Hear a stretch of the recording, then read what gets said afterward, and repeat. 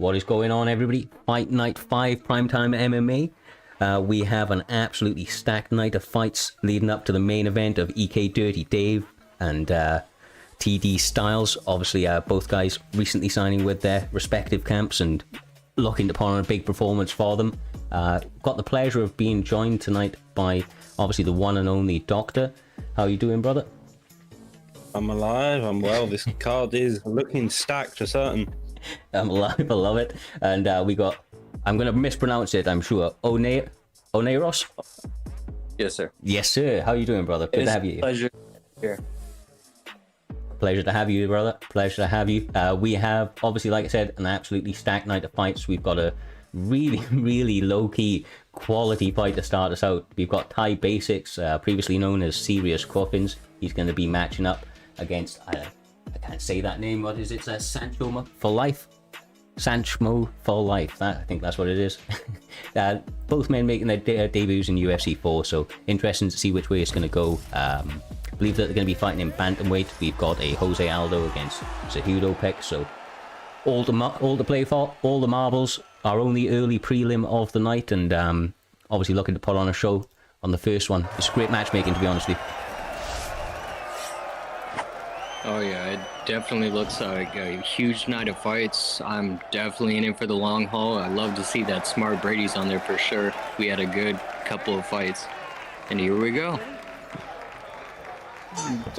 Well, I know Sachimo has come from the IXC scene, competing at the very top of their scene, so it's nice to see him come over to our league and see how he competes, starting out very dominantly, throwing the lead head kick again. It's interesting to know that he's highly ranked over there. He's up against a killer tonight. Thai Basics got excellent striking. He's probably done the right adjustment already, taking the man down, looking to rain down some ground and pound now. Cejudo is better on the ground, but you got to be wary with that power on the feet. His kicks can ruin Aldo's legs, being better with his leg kicks as well as his hands, making that chin look kind of scary. Yeah, he's definitely showing a dominant performance on the ground, but as I say that, he does get reversed. Yeah, and that's, you know, exactly where you want to be now. If you're Aldo, I'd probably look to separate, to be honest with you, but he's not being active. He's just looking to ride some top control now, which is honestly the smart move. Aldo's cardio is not the best, and that's a fantastic denial, though. A little bit more of that, and showing that he's dangerous down here as well, but those denials, they do start to add up, Doc, if, you know, if he stays down there for too long. Indeed, the denials, if you get a multiple win around, they can definitely add to that cardio. Same with the takedown defense, to be fair, but you see Cejudo's keeping it close, making sure that his reach isn't the issue here. Now with Cejudo's pressure is like, I'm just a journeyman, but I would definitely try to use a push and pull method, just work the kicks, double jab, try to get in, take as little damage as possible, and definitely not get taken down.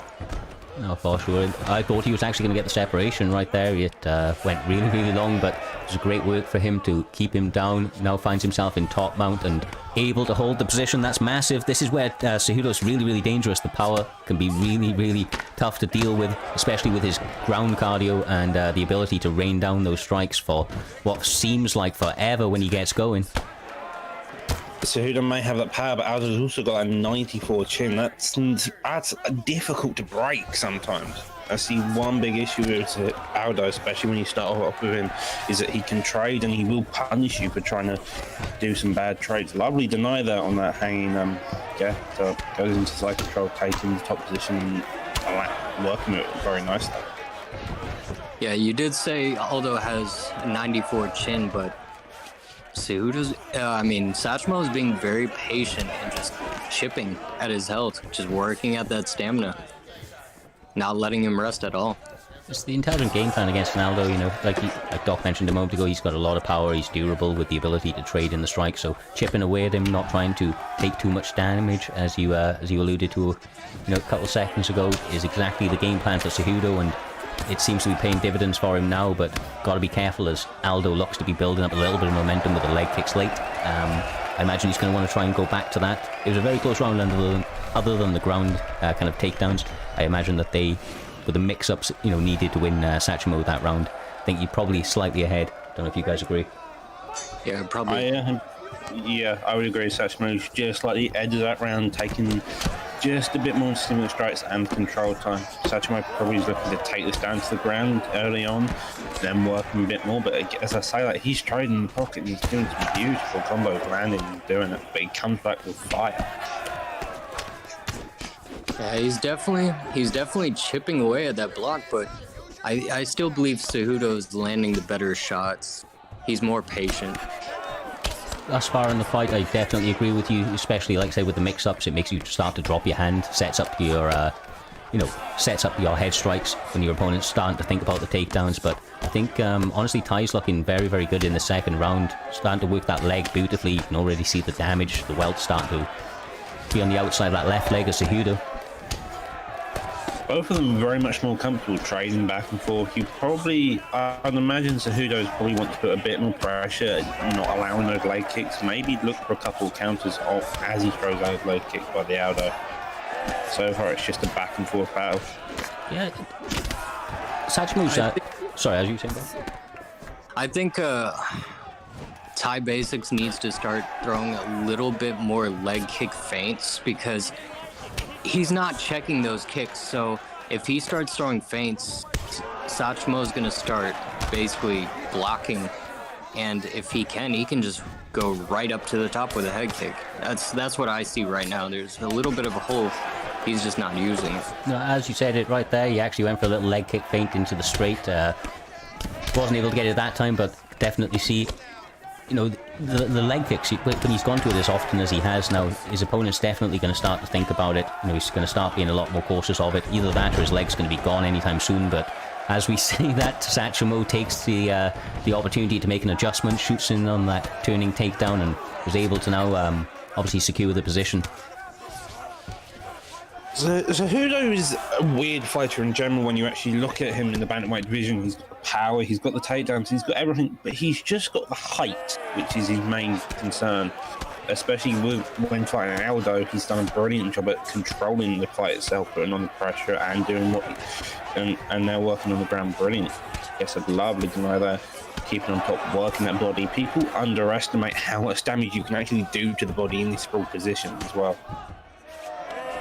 Yeah, like we've been saying, it's all chip damage, and that's the thing. He's definitely going to have a stamina advantage going into the third round. These were good denials by Aldo, though. He was able to stay out the position, able to get the stand up, but not a lot of time to do anything with it. So, Be interested to see if we can get the fight card or the statistics in between rounds, if it does manage to make it this next 20 seconds, but both guys seeming a little bit cautious as they go into it. Say that, and Aldo's starting to let loose a little bit. Sachamo's definitely held the strongest of both rounds. He's got the takedowns, he's worked that body early on. Both of them throwing a lot more coming to this round, both of them nearly reaching 100 strikes. Trading very nicely. Aldo seems to get a better of some exchanges. Cejudo's leg seems a bit scary, but it's all still to play for coming to this final round. But Aldo probably needs to finish. Ooh, that's a big double rock there for Cejudo. Sachamo's pushing forward for the finish now. Yeah, I do believe the second round was Aldo's best round, or I mean, Basic's best round, but I do believe Cejudo's still up. But as I say that, he gets rocked. Yeah, another big moment there for him. He's trying to do all he can to find an opportunity to land some of those bigger power shots, but so far Sachamo has done a fantastic job of minimizing that damage, other than though obviously those two big rocks a moment ago. Cejudo's got a chin, but it seems to have partly been broken. Same with his leg, but he gets a lovely takedown, making that health stats not anything to be concerned about, just keeping his top position. We've seen consistently this Aldo's had trouble being on bottom. He's had a couple of nice get-ups, but he's been very patient and just waiting off his back, not being proactive, not looking for a get-up. He needs that full guard transition and then start looking for that get-up. Yeah, I don't know if you'd agree there, One Real. It looks a little bit like Ty is kind of having the Kevin Holland sort of mentality. When he gets on the ground, he is looking to work his way up a little bit, but almost becomes a little bit content on just being defensive and ensuring he's not taking damage in these positions. But that's a fantastic little reversal right there. Gets the separation with 2 minutes 30 to go. Yeah, he's definitely not very comfortable on the ground, so he's mainly taking a defensive posture to try to minimize as much damage as possible. Oh, and lovely counter there, but he's gassed. You gotta be wary of that stam. And goes lovely job there, both again. Yeah. Well, honestly, when this is striking, just Ty seems to have the advantage anytime he can keep it there for any sort of, you know, extended period. But on the ground, the mix-up from Cejudo have been the game changer in this, and just kind of the constant chipping away. He's still got 1 minute 30, he's potentially 2 up. We'll have to see which way the judges have gone, but this last round, definitely momentum is in the favor of Aldo with these rocks that he's had. I think that's twice now. Yeah, but again, the takedowns have made a major stepping point in how this fight portrayed. It's just slightly lent the scorecards in the favor of Cejudo. Again, you see that crucifix attempt here, actually, which is a lovely job by Cejudo, just working at head health just a bit more. Yeah, although Basics at this point is basically he's just at that one punch. So he doesn't have the stamina, so he's going for that knockout. And I don't know. He's in a compromising position like this. I don't actually think there's enough time for this, but it would be interesting. This is one of the ones that are a little bit more powerful in the game, so it can shoot up once you've got it overlapping. Not enough time, though. 1 minute second left on the clock. That was a fantastic first fight of the night. Sanchimo coming out showing that he's a very, very well-versed fighter up against a tough opponent in Thai tonight, and we see a skip to the finish, and he's able to secure it with that mixed-up game. Like I said, very, very versatile, able to mix it up all around, and showing why he's done so well in some of the other leagues within the community. I believe he said it was IXC. He's been fairly highly ranked in. Is that right there, One Rios? I do believe so. Doctor said that originally, and when I had my time in IXC, I do believe he was quite highly ranked. Okay, nice. Well, potentially big things on the horizon for him. He looked dangerous tonight. He, like I said, an all-rounded game, showing that he's able to take the fight wherever it needed to. So we'll have to see where he can go from here. But that's a fantastic debut for that man, and you know, interesting to see who he ends up against next, really. But with that being said, guys, we're up with another fantastic fight. I believe these guys both having previous matches within the promotion. We're going to have Josh M up against TK Perp. I don't know if you're familiar with them at all there, Doc, if you've come across either gentleman. Not particularly. Both of them have had recently debuted. Josh M, I believe he made a very good performance as well as Perp. Josh M with a win, and same on both of them. Both of them are coming off 1 win, so someone has to keep their own, someone has to lose it.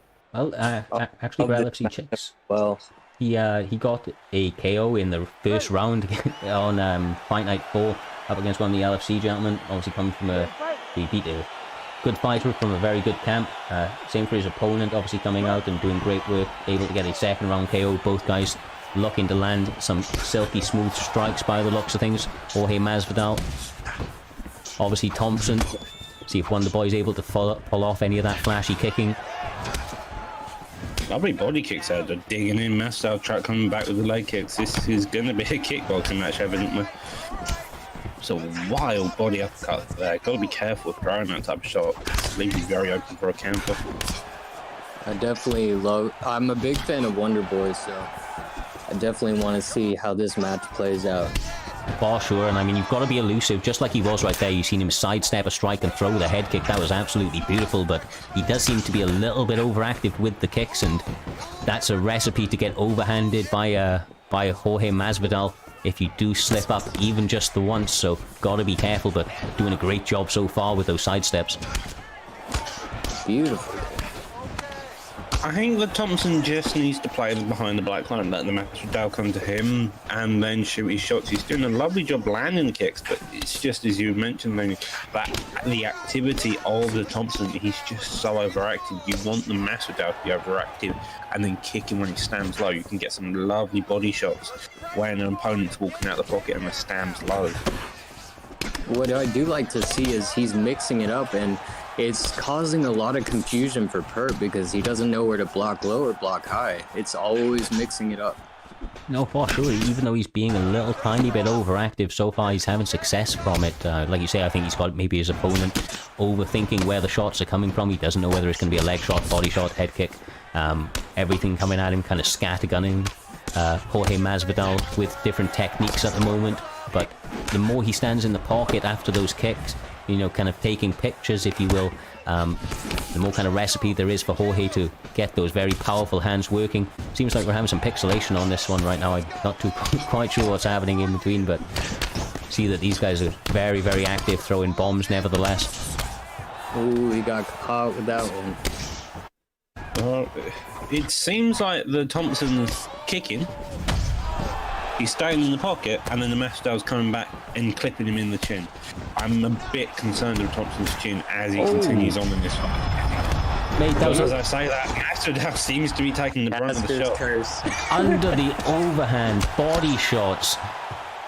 This man's throwing some savagery out there. First round, both guys looking pretty gassed. They've absorbed some big shots, either guy so far. Maybe one to buy a little bit fresher, but as I say that, Jorge once again just kind of marching forward and finding a home for those strikes. Oh, and another rock, man. The body has been there for him all night so far. It is a back and forth fight. You just have Thompson and Masvidal just trading shots. Both of them have half a stand. Maybe they'll regain some. I imagine the Masvidal gains a slight bit more than Thompson. Their chin and health and body health are definitely something to be concerned about. And say, I took gloves in the first round. Second round, apologies. I think, like, when you said he's being too aggressive, I mean, it is playing to his advantage right now, but TK Perp is starting to make his reads and blocking most of the kicks, and it's also... He gets kicked in the head. Caster's curse again. The Masvidal's on his back foot. I don't know how good Thompson's hand power is, but I know that Masvidal's got about a 95, and it's a lovely job here by the Masvidal, realising that striking isn't going particularly well. Thompson doesn't have the best ground stats. Let's take him down. Let's see what I can do. Instead, the Thompson just gets straight up. Lovely job by the Thompson, though. Oh, there you go. Lovely boxing combo, hitting that hook. Oh, Playing the aggressive, slips into that hook, doesn't get a robble, though. and now Thompson's on the back foot. And the body shot leading into the head kick. I'm gonna make those shots. So much caster curse going on right now. Yeah, Thompson's trading too many kicks. Oh my god, there it is. The power from Jorge landing the inside hook. This could even be it with one or two more strikes. Oh my god, he survives. is apparently golden, but gets a lovely line that keeps keeping it full guard and posturing up again to try and land more shots. Now, if I was up, TK Perp, I would try go for full. As I say that, he just gets back up. If I was TK, I'd be mixing a couple of body shots and just hoping he could land like a 1-2 head kick. Ooh, Thompson seems to need.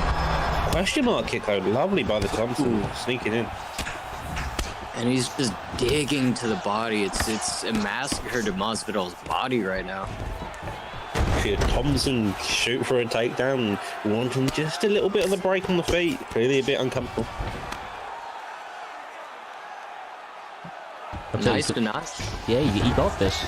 That's nice. Still got a minute 20. If he's able to posture up once again, you know, the head health's damage, gets a nice denial, and he goes for it.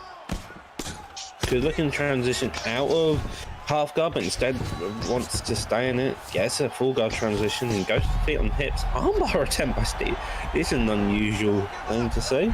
Yeah, not something you see every day.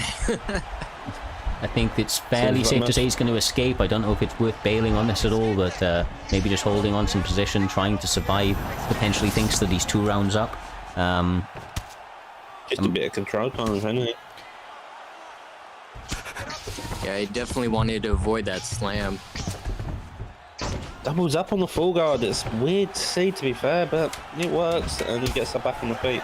Switch kick to the body, though. Low stand. Surprised it wasn't on body wobble, to be fair. Oh my god! Oh! The power of Jorge. The kick on the inside. He catches him and puts him to sleep. How many seconds was left in that? TK 1 or 2. That's the issue with throwing kicks at such a wide distance. You can get clipped, and it's just not fun. I mean, that was a beautiful comeback by Masvidal, honestly. Yeah, he was probably down on the scorecards. We're going to get to see them by the looks of things. Yeah, he was winning the first two rounds, I believe, or potentially at least he had won the first one. Maybe the second one's a 50-50 with that knockdown for TK Perp. So, you know, TK Perp potentially just needed to win that last round, and he went for it and was able to secure it. That's a fantastic knockout for him. Perfect timing, stay composed throughout the entire thing, and found an opportunity to to close the show with only a couple of seconds left in that round. Yeah, it's definitely a beautiful performance from both gentlemen as well. With that being said, though, guys, we've got another fan-friendly fight. We're going to be having Shane coming off his recent loss to Kryptonite King on a short notice fight. Going to be coming up against TMF's very own Dale motherfucking Denton. So, obviously I'm going to be hyped for this one. These guys are already at it. It is a women's weight class fight, so it's going to be interesting. See it down here. We don't often see many guys picking the women's weight classes, so we'll have to see what they're able to show us.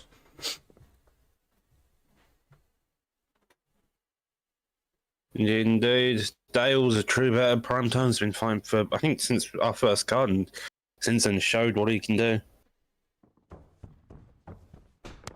Alright, touch of gloves, straight at it. We're going to be having Shane in the red gloves using Valentina Shevchenko, even Dale Denton in the blue using Joanna Champion, Jane Check. Still struggle to say that name to this day. Indeed, difficult names to say. Definitely a nice back and forth exchange so far. Ooh. Misses that head kick. It's gonna tax his stamina. Misses the back and forth. Neither Dale deciding to pressure instead. It's back and forth. Shane's in the red gloves, Dale on the blue. I think Dale needs to start working the body a little bit, because Shane definitely has some decent head movement, so he's not getting caught so many times. I think both of them are being very careful in their output. Shane's staying very solid, throwing 1-2 shots. Dale's throws a wild head kick, misses, but keeps on the uppercut lead hook. It's a very much back and forth. Dale seems to be on the pressuring, but doesn't really know what shots to sneak in and where. When he does, he's getting countered by Shane. Lovely. Yeah, potentially looking to make some adjustments in his game. We've always known Dale to be a little bit more of a counter fighter, likes to take the fight very, very late, and this is definitely a little bit more of an active start than we've seen of him, for a little while. So potentially, trying to start fast tonight. We'll have to see if it pays out, pays off for him. So different striking opportunities when you have a pressure style or obviously a counter style. So maybe still working on that, but he's throwing kicks in punching range, and that was a beautiful little inside hook from Shane, able to catch him perfectly, gets the rock, but did a good job of weathering that storm, if you will. Yeah, that nice straight got him out of trouble for a second. It's a back and forth fight, as I've said a few different times. It's just, I don't know who's leading the fight. Dale seems to be the one leading with the pressure, but Shane's coming back and showing that he's the one leading instead. Yeah, it just seems like Dale doesn't have his range just yet, and he's mainly started head hunting, but now he's slowly working the body, but I think he needs to focus more on just slowing Shevchenko down, get a stamina advantage at least. Yeah, for sure. And I mean, one of the things that Dale has been known for in the past is draining his opponents and getting into those later rounds, looking for that finish. And although Shane has had a lot of early success, he's started to throw a lot of big strikes. He's gone for 1 or 2 spin kicks to the head. They are very, very taxing on your stamina and maybe not the right idea, especially after, with a durable opponent like Dale. We see him get the reversal right there, not enough time, but, just to kind of add to how dangerous he can be in kind of all regards. So got to mind your P's and Q's and make sure that you don't empty the gas tank early. So obviously you're still there a little bit later if your opponent does manage to survive that onslaught. Now, I did favor Shane's game plan when he took him to the ground. I do believe he should focus on that more. It's definitely a huge advantage against someone like Joanna.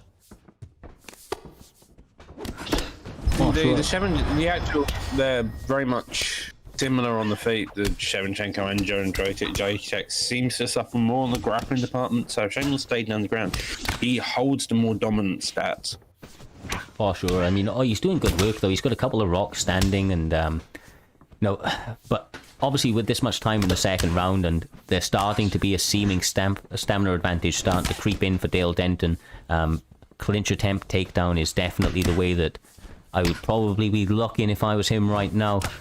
Looks like Dale is trying to get a little bit more active, backing off in the right times, making him miss some of those kicks. So Shane's got to mind his P's and Q's. As we say that, Dale goes for a takedown of his own. I didn't expect that, honestly. I wasn't expecting it, but it was a lovely setup, getting that straight and then going straight down below. Lovely reversal, though, by Shane, getting off and being the more... words. You get big rock again there from Shevchenko. Honestly, the hands have been looking great tonight. She's been able to fire shots on the inside, from all sorts of angles. Quite honestly, these guys both showing that they're pretty good in the grappling exchanges. They're not showing many holes. They're striking. There's a lot of openings right there. He lands a beautiful knee inside, a little bit too close for that kick, and lucky we didn't get punished. But obviously feeling the that kind of pressure from the rock a moment ago, smelling blood. Oh, that lead uppercut has been the money for Shane. He's clipped him twice now, getting that knockdown on Dale. This is becoming more and more Shane's fight as it goes on. See, I see it as an advantage because Shane was working the body, working the legs, always changing up and mixing his strikes, whereas Denton was mainly headhunting to begin with, so... Oh, Shane the knee as well. Oh. As right. I say that. Always the way, brother. I'm going to come back and I'm going to knee you in the face. It's a lovely... Yeah, yeah, definitely a back and forth fight, but I still have Shane ahead because of just the pure work he's done in the combos. So a couple of knockdowns as well. Dale's making this competitive still, but it's there. But he just can't seem to land the cleaner shots. The body kicks by both opponents have just been digging into them. Lead head kick again by Dale. Shane early on nearly made a lunge into a head kick, and it seems to be what he's looking for. It's a closely contested fight so far. There's obviously still a round to go, plus this last 8 seconds, so I mean, nothing's over until it's over. Dale Denton, I believe, is one of the guys that's come back with one of the final second knockouts, you know, within the last 13 seconds of the fight before. So, no, these guys are very, very gritty. That was all Shane in that last round with the 3 knockdowns.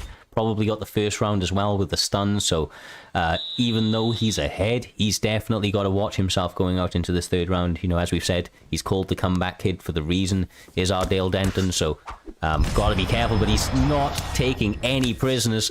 Lovely slip off, catches the hook, and you know, once again, smelling blood this early in the third round. You've got to be worried if you're Dale right now.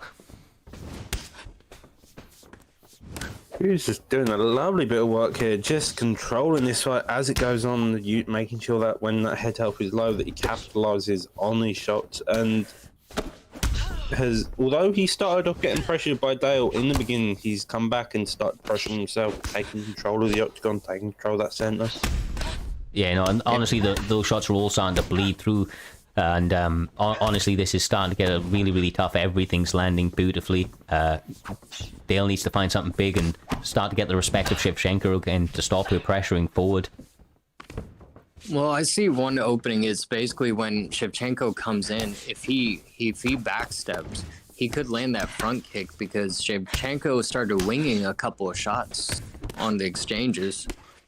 If he steps back, he might be able to land it, possibly knock Shane down, rock him, something like that. He needs big shots. That uppercut again, that lead one, is just the money for Shane.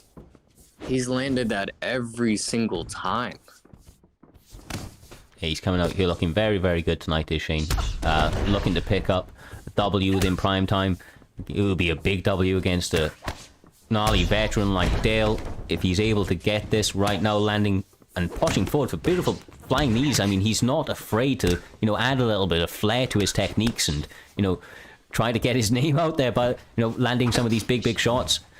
He wants to finish and looking for that performance of the night, but he eats a head kick. 1 minute 55 on the clock. Back. Dale is pressuring forward. This is why he's so dangerous. It was like, it definitely seemed like Shane's corner, but that body wobble, but it gets dropped again. This is a back and forth final round. Gets another drop. Dale putting on the aggression in that clinch. Drops a wild kick. There's a minute 20 to go. Is this it? Oh my god, I think... Dale's defense. Shane picking up his first W in Primetime MMA. That's a fantastic win for him, Matt, right there. An absolute war of a fight between both guys. Both of them should be holding their head highly tonight. Honestly, absolute pleasure to call that one. Yeah, Dale definitely came out in the second and third round, just made it more competitive, but it's just all the damage he took in the first, it just added up. Well, that is a big, big win for Shane. Looking forward to seeing what he can do from here because he's shown some adaptations in his game. Like I said, he took a short notice fight up against Crypto last time out, so, you know, that wasn't a massive loss for him. He picks up a big, big win tonight, and, you know, obviously, bright things ahead of that man. Obviously, we know Dale's going to go back to the lab, come back a little bit better than ever. Always does, training with the TMF boys. Got plenty of training partners out there that I'm sure are going to be pulling him through the gauntlet in the upcoming weeks. But with that all being said, we move on to another very, very fun fight. Talking about Kryptonite King. It's going to be Kryptonite King, I do believe. He's going to be fighting up against Love for MMA. Should be a fun fight. Obviously, we know how dangerous Kryptonite is. He's a gnarly striker, got very, very unorthodox, you know, style. And as of recently, in his most recent of performances, showing that he, you know, has added the grappling to it. He's started to take his opponents down a little bit. Been working on his Usman and has been looking fantastic doing so. Had a great outing last time around. Getting one of the first twisters, I think, in prime time. WFC Volk. Yeah, no, you got one on the ESFL network. You know, that was a great one for him. We've got, obviously, Love for MMA, which is on a 4-fight win streak at the moment, so that he is currently looking very, very good.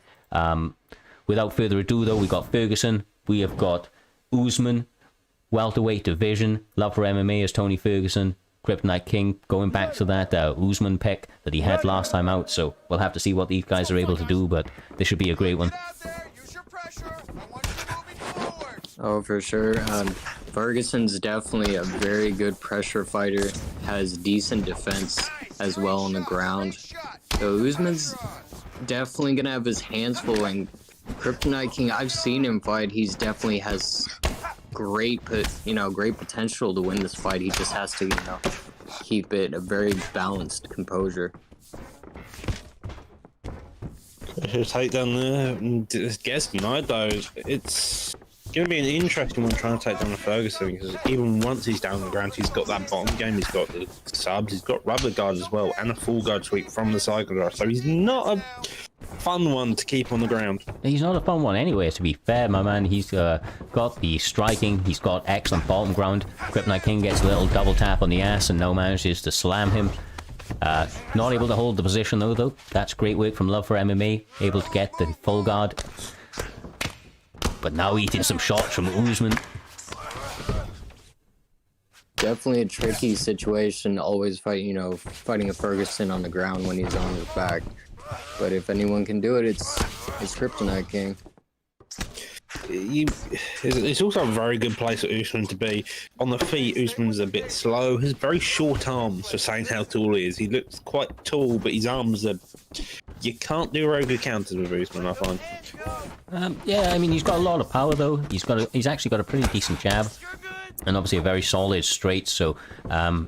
some pros and some cons to obviously using Usman, but right now Kryptonite's doing a good job of landing shots, mixing it up to the body a little bit, throwing uppercuts, but gotta be careful because we're seeing some good choices out of Love for MMA. As I say that, he does get eaten up a little bit in the pocket, but looking for that pullback quite clearly. If he's able to land it even just the once, it can put your lights out.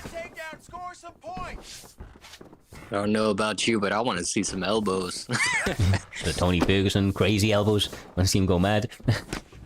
Oh, that's a big body rock. Ooh. Crypto's on the back foot now, just taking it slow, trying to stay composed.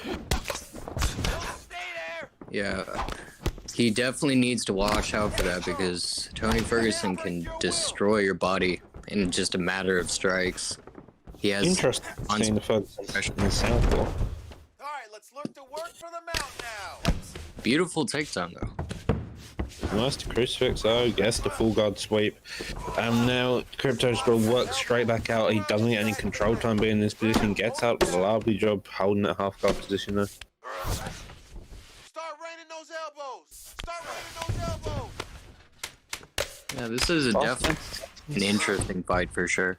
These guys have been very, very well evenly matched so far. I think Kryptonite's probably got the better of it, just with the takedowns and the top control. Both guys kind of landed some shots on each other in the striking, but as we alluded to a little bit earlier on in the commentary, obviously Tony Ferguson is an absolute savage in every respect, has unorthodox striking, excellent in terms of top and bottom game on the ground, so gotta be mindful of literally everything against this man. As we say that, he's coming out a lot more aggressive in the second round and looking to make this into a bit of a dogfight. Yeah, with Usman, he doesn't have the greatest kicks and mostly relies on his 1-2, as we see that, but Ferguson has so many more tools in his kit on the stand-up, so it's definitely going to be a war.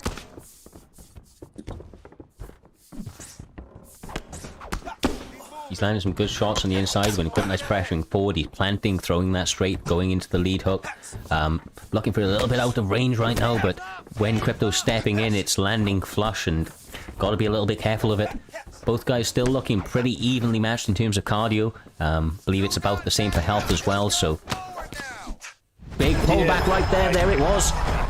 See the issue with the Usman's short arms there, just not being able to hit his opponent. The Ferguson smelling the blood, trying to put on that pressure. Lovely takedown by Crypto again, getting that power and slam, doing a tiny bit of body damage, not as much you would do back in the old game, but it's still a decent chunk. Yeah, that was definitely a beautiful sidestep into a takedown. It's a crucifix position though. He's got plenty of time to work with it. 2 minutes 30 on the clock. Crucifix position, able to get off 2 denials, looking to rain down some ground and pound when he gets the opportunity, and this is looking very, very bad. As he as well. He denied that, or did he feint it? I don't know, he gets it the second time either way. Yeah, this isn't good. The end for Crypto. Yeah, Americana is definitely going in the favour of the Ferguson. Low stam, very staying on it. Yeah, it's a powerful submission as well. Obviously, a very, very dominant position to be in. So the submission starts to fill up a little bit quicker when you start to circle over them. This could lit you. Is he going to throw the strikes as well? No, he doesn't. He just goes for the twist. This could be it. So close, but does seem to do it. Ferguson will get it, and he does. Lovely job by Love for MMA. Love for MMA. Yeah, getting an Americana in the second round. One too. Kryptonite getting a couple of submissions in recent, history. Actually getting that's a fairly rare submission, though. I don't think we've actually seen that in primetime MMA before. So, once again, great fight. Love for MMA picking up a big win over a tough veteran. Kryptonite coming out with an advanced game, trying to get the takedowns. Obviously, a little bit different from what we've normally been seeing him come out there, but it's been a great adaptation that's been serving him well up until this evening, where obviously Love for MMA was able to get that reversal, get into that position, and sink in the submission with the low stamina. Fantastic work by that man. Yeah, but as we've seen Kryptonite before, he'll come back even stronger than before. Oh, for sure, for sure. Indeed. Crypto's gotten a brilliant job at adapting and changing his game plan when needed. It was just definitely not his night tonight. With that all being said, guys, we've got another very fun fight. We're going to be having Vanessa up against LFC Zombie. So I believe this is the first fight of the night for the LFC gentlemen. So obviously they've been doing very, very well recently within the league. I believe a little bit wider as well. Been fighting in some other promotions also. They've been looking very, very dangerous. This fight is going to be in the welterweight weight class. We're going to be having a Rafael dos Anjos up against Tyron Woodley. As we say that, just going to slip across, see them obviously go into this first round. Now, when I look back at LFC Zombie, he's 1-0 currently. Obviously, actually picking up a win off a dangerous Shane that we saw a little bit earlier on in the evening. And obviously, not too sure about his opponent there, Finesse. Just going to have a quick double check on him. Oh, he's actually coming off a loss to Mike Tran, which obviously has been a killer, absolutely firing up the rankings recently. So, no shame there. Looking to obviously get a big win this evening, turn that all around, get back into the winning column, picking a big puncher in Tyron Woodley. We'll see if he's able to throw any bombs this evening, or if he's going to get deer in the headlighted. They're definitely trading in the pocket. Oh, It was a takedown. Instantly putting the Woodley on the back. It's a good call, especially when you know that Tyron has that power and can knock your head off very easily. Gets a backside. He tried to go for a back sitting, but Vanessa was wise. The side control. It's an interesting one. You don't see the side control transitions. Gets the top mount, though, punishing his opponent for making such a peculiar transition, in all fairness, and gets the full guard, though. I mean, the defense so far from Finesse off his back has been pretty good all round, but Zombies is showing that he is dangerous in his own right, gets the stamina low, and now goes for the leg lock. This could be very, very dangerous if he's able to get him in this early going, see if he can secure a nice little bit of a chunk up on that. I think this is going to be an escape by the looks of things. Does seem to be. You've got to be aware though, the actual submission itself is a very good one. Gives up though, just enters that second stage and ends up giving up the top mount position. Woodley's power here, if he pushes up, he can rain down some bombs. And here we see him transition into the half guard, trying to keep that defense up.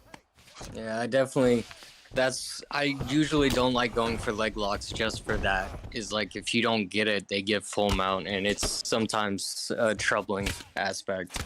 Oh, for sure, brother, for sure. Leg locks, they can look good. It is 50% of the body and all of that good stuff, but, like you say, you give up a very, very dominant position should you not get it, and we've seen how low the stamina was then for his opponent when he was able to sink that in, but there was great defense, and obviously they're back striking now, so we'll have to see if the power of Tyron Woodley is able to connect with the chin of RDA, or if the technique of RDA is going to be able to overwhelm the... I was going to say a little bit more defensive, Tyron, but Tyron's actually being very active, bro. Yeah, the RDA wants to be on the back foot. I think he's looking for the grappling. He doesn't want to trade, which is a very good call, especially when you're fighting such a powerful striker like Woodley. But again, you don't want to be just stagnant and just constantly walking backwards. Sometimes the best of defense is being offensive, making your opponent question what shots you're going to throw. Flying knee though, randomly thrown.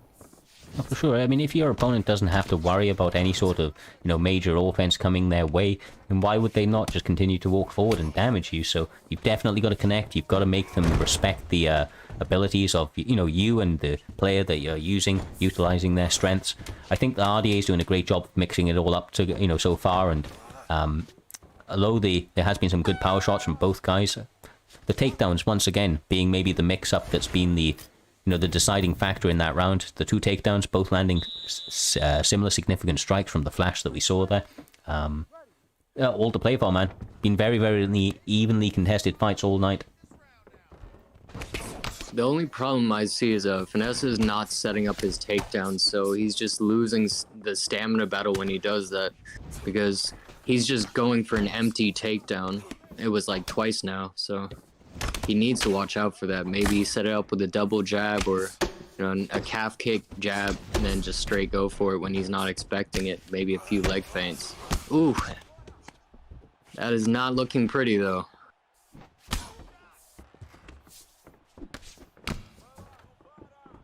Dude, it's a weird one, dude. The other he's staying on the back foot, but the Woodley's just being on the back foot as well. Neither of them really sure who's pressuring who. Head kick though, lovely job by the RDA, catched him, guest clipped by the overhand. Lucky he didn't get dropped, especially with the power behind him, Woodley. He has to stay off the cage though. It's he can't move his head or anything when he's on that cage, and he's just getting pummeled by Dos Anjos, and then he goes for a beautiful takedown. Every single leg, man. Being aggressive on that. Ground pound, misses one strike and decides that nope, I'm not going to risk getting reversed, and gets it out of that. Building up that GA, lovely. Look at the GA meter. Definitely is in the favour of RDA, building up that GA very nicely, taking control of the grappling. Yeah, he had a full bar just then, got a perfect sweep to side saddle. More attempt here. He had a very bad start. Changed it though. This means he's probably all for it. If he doesn't get this, he gives up possibly full guard or side control if he gets a bit deeper. He's looking very, very close though, man. This could be it. I mean, obviously the escape's looking pretty decent. He's staying composed on bottom, but oh yes, yeah, he's out. He's going to escape it. Yeah, he's out. Lovely setup by the Aldo. Good call, trying to go for that sub, making sure that it's known that he's got a very active sub game, making Woodley question whether it's a safe bet to be on the ground. And like you say, obviously just showing your opponent different looks, making them know that you're a threat everywhere, and you can get them to second guess themselves and have to adapt their game plan to something that they're maybe not as comfortable with. But both guys being able to make excellent adaptations throughout this fight, and honestly, for fights that are very, very early on in the card, they're showing excellent all-rounded games. Very, very impressed with both these guys. Oh yeah, doing both. It's not even. It's kind of make me want to go back out and use RDA. To be fair, I forgot how much of a good grappler and striker he is. He's competitive all around. And see the knee on belly. This is a very underrated position you can get from top mountains. You just saw earlier there as well. It's a very underrated position, especially with the head damage you've just seen done. Attempts to backside take. Beautiful. It's a beautiful position again.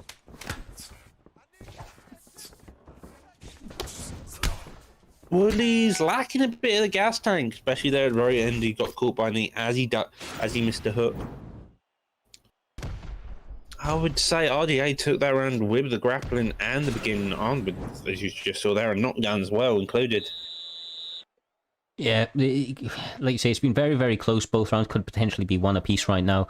All to play for as they go into the third, but RDA is actually looking much, much fresher, even though the head health is, they're both even in terms of the head health, maybe a little bit of an advantage to RDA, but we know that the chin is a little bit different for RDA. It's not quite the same, same sort of bar, but as I say that, he lands beautiful shots on the inside. Beautiful uppercut. We've seen so many uppercuts land already. Beautiful hook, sets him down. This could be the beginning to end. That head health by the Woodley, it's exactly what the RJ wants. It just allows him to trade a bit more safely, even with that power behind Woodley. No, for sure. I almost wish that we'd see less kicks out of Zombies at this stage in the fight. He's getting those rocks with the hands. I'd like to see him follow up with a couple of extra shots, you know, straights and hooks to follow it, because his hands are doing fantastic work, but the kicks have set up the takedowns for Finesse as he is raining it down, but a little bit too gassed to really make any sort of significant damage, you know, on those ground and pound attacks. I don't know where I want to see the RDA. Currently, he's, as you were saying, the boxing is definitely a good bet. But again, Woodley and that power makes me say takedown would be the better bet. You see a lovely trade. Beautiful. Just knocks him clean out. Lead hook of doom sent him to hell with that one. Guys, we have early night so far, right? We literally have about 3 or 4 fights that are already early fights for, you know, fight of the night contenders. These guys have been throwing absolute bombs start to finish. We see a huge trade to end it out, and Tyron Woodley going out on his sword on this one. Jeez, it's just it was a beautiful back and forth fight. The Zombies started taking it away into the second, and then the very end, Finesse went all out, in one shot, and he got countered. Yeah, for sure. Just the way it happens. Well, with that one in the books, we've got another fun fight heading your way. We've got Alvaro. He's been a bit of a killer since he's come on the scene. I know he's had a number of big performances within the promotion. Just going to pull up his record in just a moment, but he's up against the always dangerous TMFer himself, Green Ghost. So interesting to see which way these guys go. Looks like we're going to be having a middleweight fight for this one. Always fun in this weight class. These guys are a little bit heavier. They've got heavier hands. Obviously, the grappling from many of the fighters is also very, very high. So yeah, another one, fun one for the books. We see a DateMyPig. That's always good to see. Got to be wary of his chin at this weight, being 88. Gaston's got that 94, 95 power. Ghost definitely comes up with the trading ability more strong. Maya has got that reach. A very tall welterweight to begin with. Even middleweight's got the middleweight frame.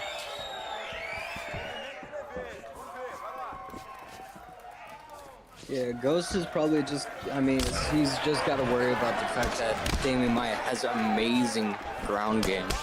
So if it goes to the ground, he's got to worry about it. Oh! Well, you see a lovely head kick there as well. Also got to be wary of Maya's hand. People underestimate him quite badly, but he's got some very clean boxing. Which, gets a lovely knockdown there, and it's very close. Ghost already playing aggressive, not posting very much, and gets a clean. Wow. It's over. That was. I looked away for a second, making sure these next guys were ready to go, and the fight is already over. That's a huge. Was that a knockout from Mr. DateMyMMA? Yes, it was. I think that's like the second knockout Alvaro's got on his record with a DateMyMMA of all people. Mate, phenomenal. This man is a savage. I can't wait to see where he goes from here, man. Genuinely. Yeah, somebody said it was he's a sub specialist, but he decided to just throw hands, and wow, that was, in my opinion, that could be knockout of the night. It was just so quick. No, for sure, man. That was a very quick one. Wow, unfortunate for Green Ghost, but yeah, obviously we know he comes from a good camp. These things, they happen. Sometimes you zig when you should sag, and this time he went for a body shot at an uppercut from the dangerous DateMyMMA, which is Alvaro. And yeah, fantastic win. But we've got LFC Scatter up next, and he's going to be fighting Scuba. So another fun fight. LFC, obviously, very, like I said, respected camp within the league. They've been doing good bits of work, and I believe Scuba is actually making his debut, but he's fighting fairly highly up in the card. So I imagine that we've heard some good things about this man. Indeed. Scuba came back from all the way from UFC 3. I think this is one of his first league fights coming into this game. He's a very good striker, solid on the feet. Scatter, I honestly don't know much about him. I know he's competed previously with us, but nothing stands out particularly much, although that's probably an understatement. He has got a win first round sub, so the subs are definitely something to be scary over there. PrimeTime, he's got a couple of good subs as well. I think he's got a Go-Go Platter and Mount. Well, That's pretty nice to pull off. Not the easiest submission. Well, with a Gaethje pick, I wouldn't expect Gaethje to look to take it down. So if we're going to see anybody take it down, I think we're going to see the Poirier. Lovely overhand trading, using the jab, relying on it very much, controlling that distance. He did a good job of backstepping right there, looking to use that side kick to regain the center of the cage, but Scuba isn't really having any of it. It looks like he's more than willing to march forward, very Gaethje-esque, and, you know, start to land some shots, make it a little bit of a dogfight as we see him land a hooking combination. Lots of strikes on the outside right now, though. Got to be a little bit careful that that doesn't add up as the fight goes on. A lot of these missed strikes can cause your stamina to drain a lot quicker than is necessary. Indeed, Gaethje seems to be kind of chipping out a leg, playing the outside game. He's looking for one big shot of that gate with that Gaethje power. Scatter's definitely putting in some good work to the body and the legs. I believe Kuba's going to have to start working shots to the body. Yeah, I would agree. Body shots may be the way forward with Scatter, which is very much left open. Scuba's headhunting quite heavily. Look, just as I said earlier, looking for that one shot. Poirier's just going for a mixed approach of wear and tear. Even with you see a lovely kick there, and the cardio by the Gaethje's already suffering a bit worse than the Poirier's.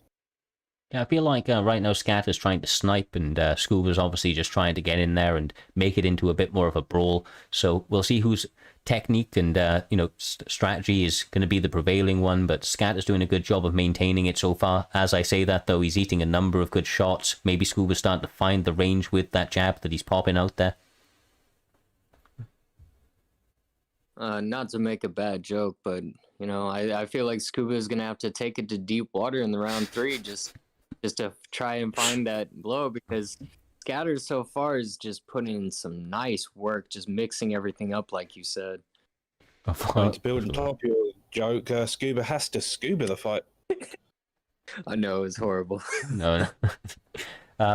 With honestly, these guys though, man, their head health are both already seeing massive drops. We've seen them both blinking within that range. So with the heavy hands of both Gaethje and Poirier, it's literally kind of one big mistake from either guy, and that can be all she wrote. They're both staying very active, attacking the body, which is a really good opportunity to kind of get a lead on your opponent, especially in one of these sorts of wars. If you can start to chip away their stamina. Some have stayed on the feet at the very end. That was close. Rock 'em, knock 'em, sock 'em. How did that not rock him? I'm so confused. Gaethje's got a chin, evidently, and it's a strong chin. It seems to be the hardest to break, apparently, for Poirier's.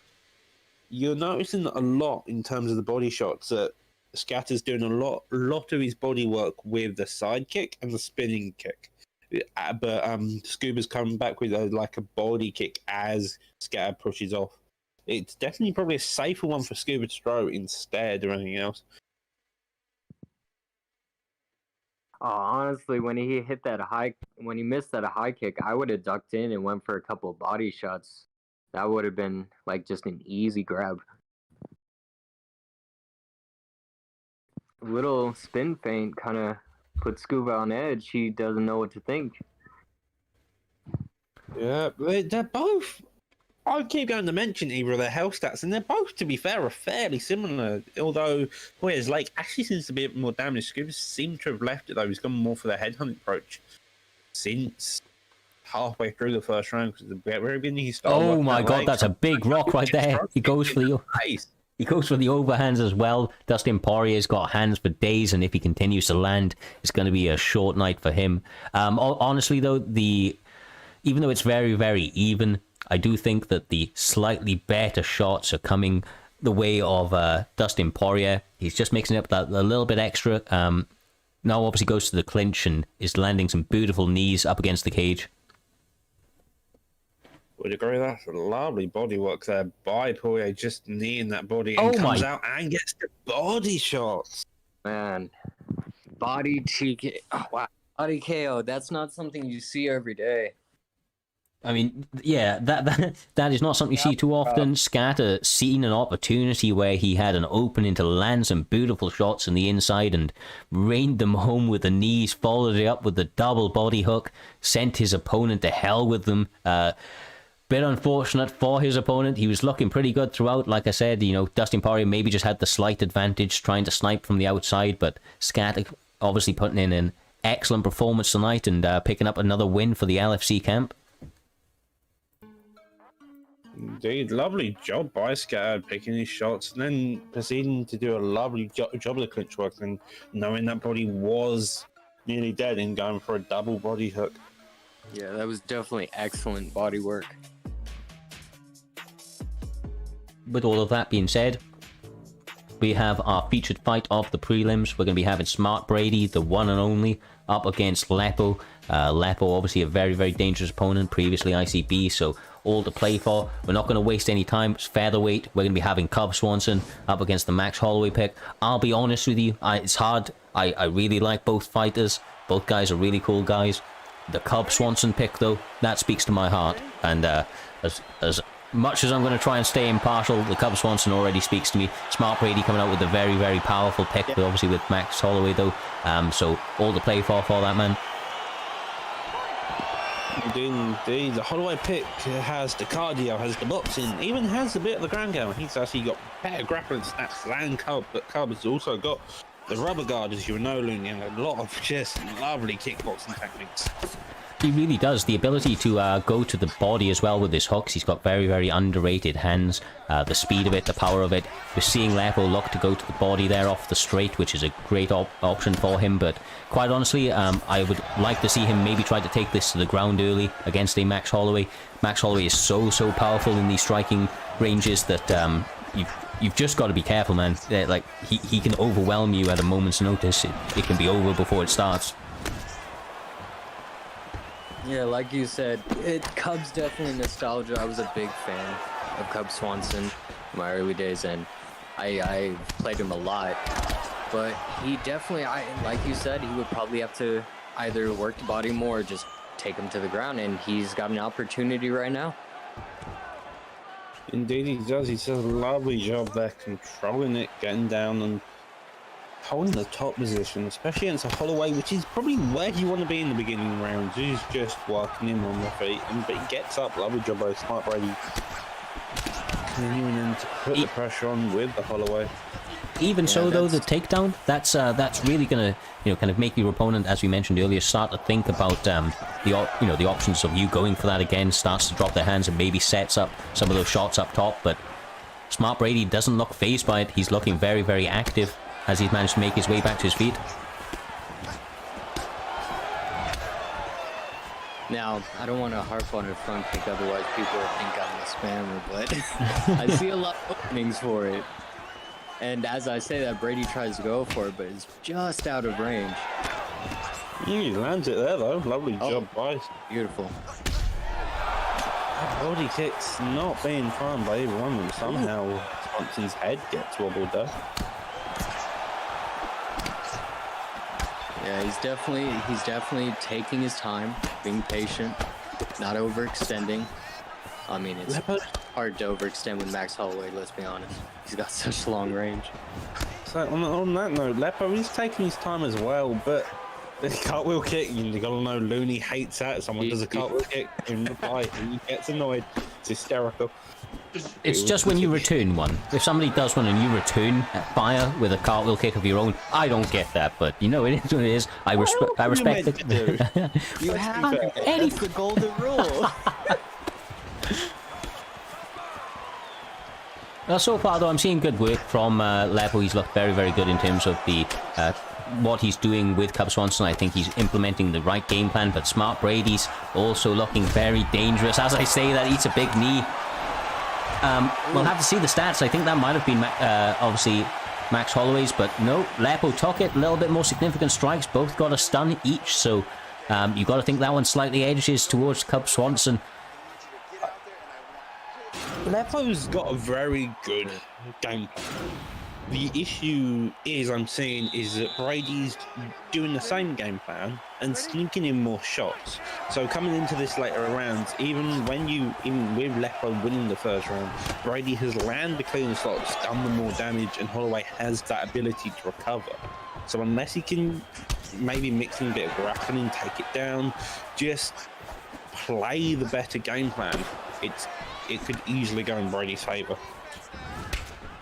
I would definitely start working in a few more like feints and just basically try to just pour on the pressure and back him up against the fence, start working his body, just throw a few jabs, and beautiful counter from that leg kick, or I mean that high kick miss.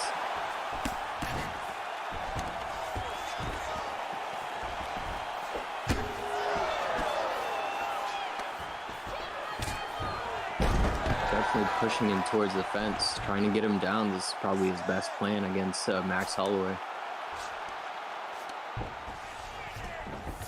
Yeah, I think Cub does have a few subs he could probably sneak in somewhere.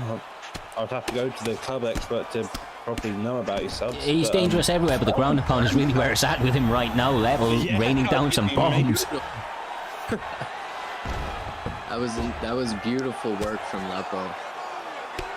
2 minutes 40 left, though.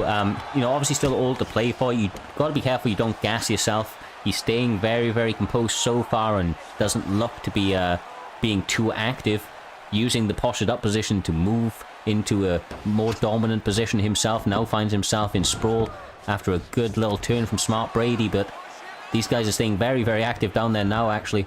Not stopping moving. Lovely takedown there by Lepo, but it gets a lovely reversal into that side control, maintaining top position, goes into top mount, maybe see a bit more ground and pound, gets a lovely deny there though again, attempts the armbar possibly, lovely job, but I believe Holloway actually had better sub D than Cup. I think he may just be using this as like a time waster. Very possibly, very possibly. He's got to make sure he bails before it goes to the 4th stage though. 3 stages is fine, but obviously good work from Smart Brady though. He's staying composed. He knows that Max Holloway is dangerous when he gets his opportunity, so trying to mitigate some of the damage he's taking, trying to make sure he doesn't waste any of the stamina, and now finds himself back up on the feet in a dominant clinch position with a lot of stamina to work. Still 40 seconds in this round. Beautiful body work from Smart Brady right now. That's what's changing the outcome of the fight. I mean, I would say Lepo's possibly winning game plan would be just try to take him down, you know, work his stamina. Because as of now, I just see Brady. Lepo doesn't want to be doing what he's currently doing. Oh no, he's trading with Holloway, and that just isn't what you want to be doing. It's a lovely job by Lepo taking that down around. Good, but it didn't actually land. I think Brady needs a finish. Could very well, but if there's anybody, if there's any picks to get it done, it is the Max Holloway pick with the dangerous, dangerous hands of Smart Brady behind it. So we're gonna have to be careful in this 3rd round, but looks like Smart Brady's coming out fast. Yeah, definitely. He should just work the body like his original game plan. That's given him a lot of success so far. One of the main problems here is that we're seeing any time that he is landing, Cub Swanson is landing now, Lepo is landing, the head health is a big, big problem to Smart Brady as he lands a cartwheel kick.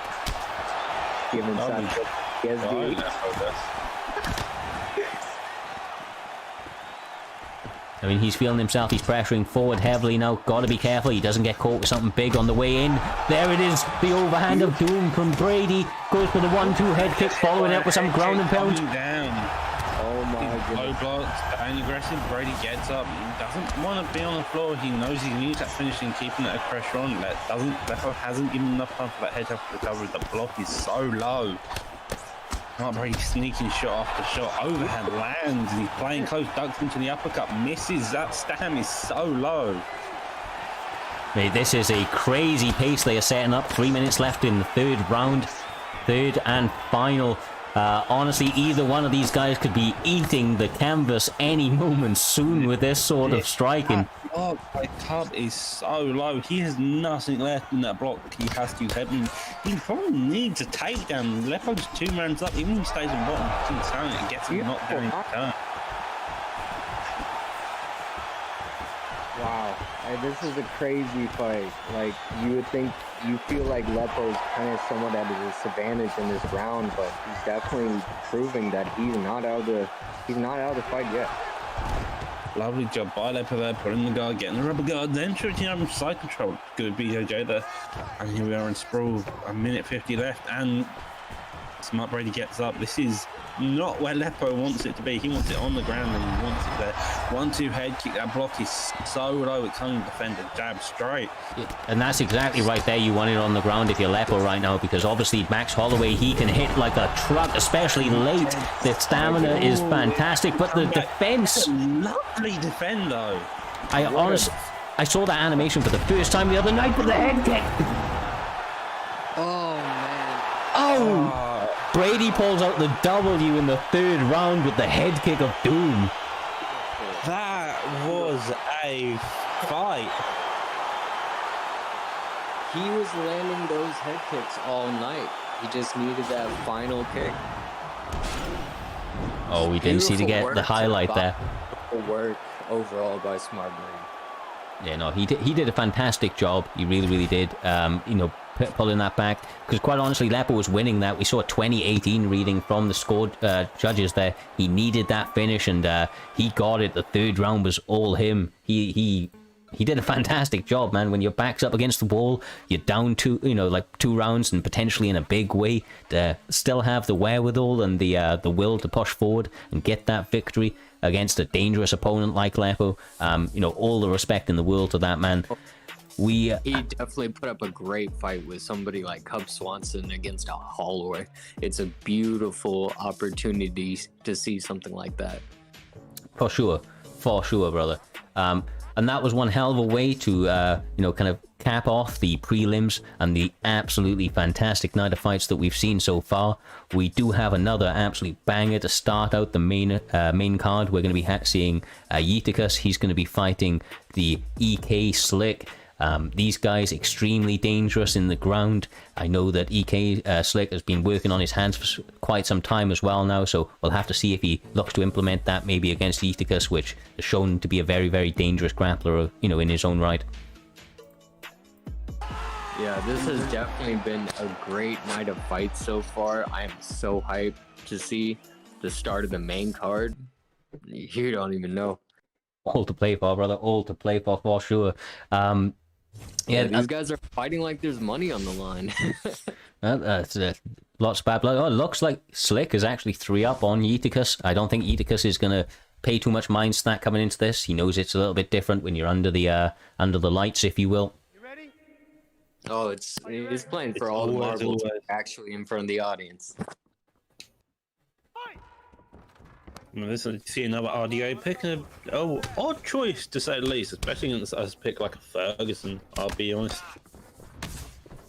I mean, he does have that crazy legs perk, so he's still very viable.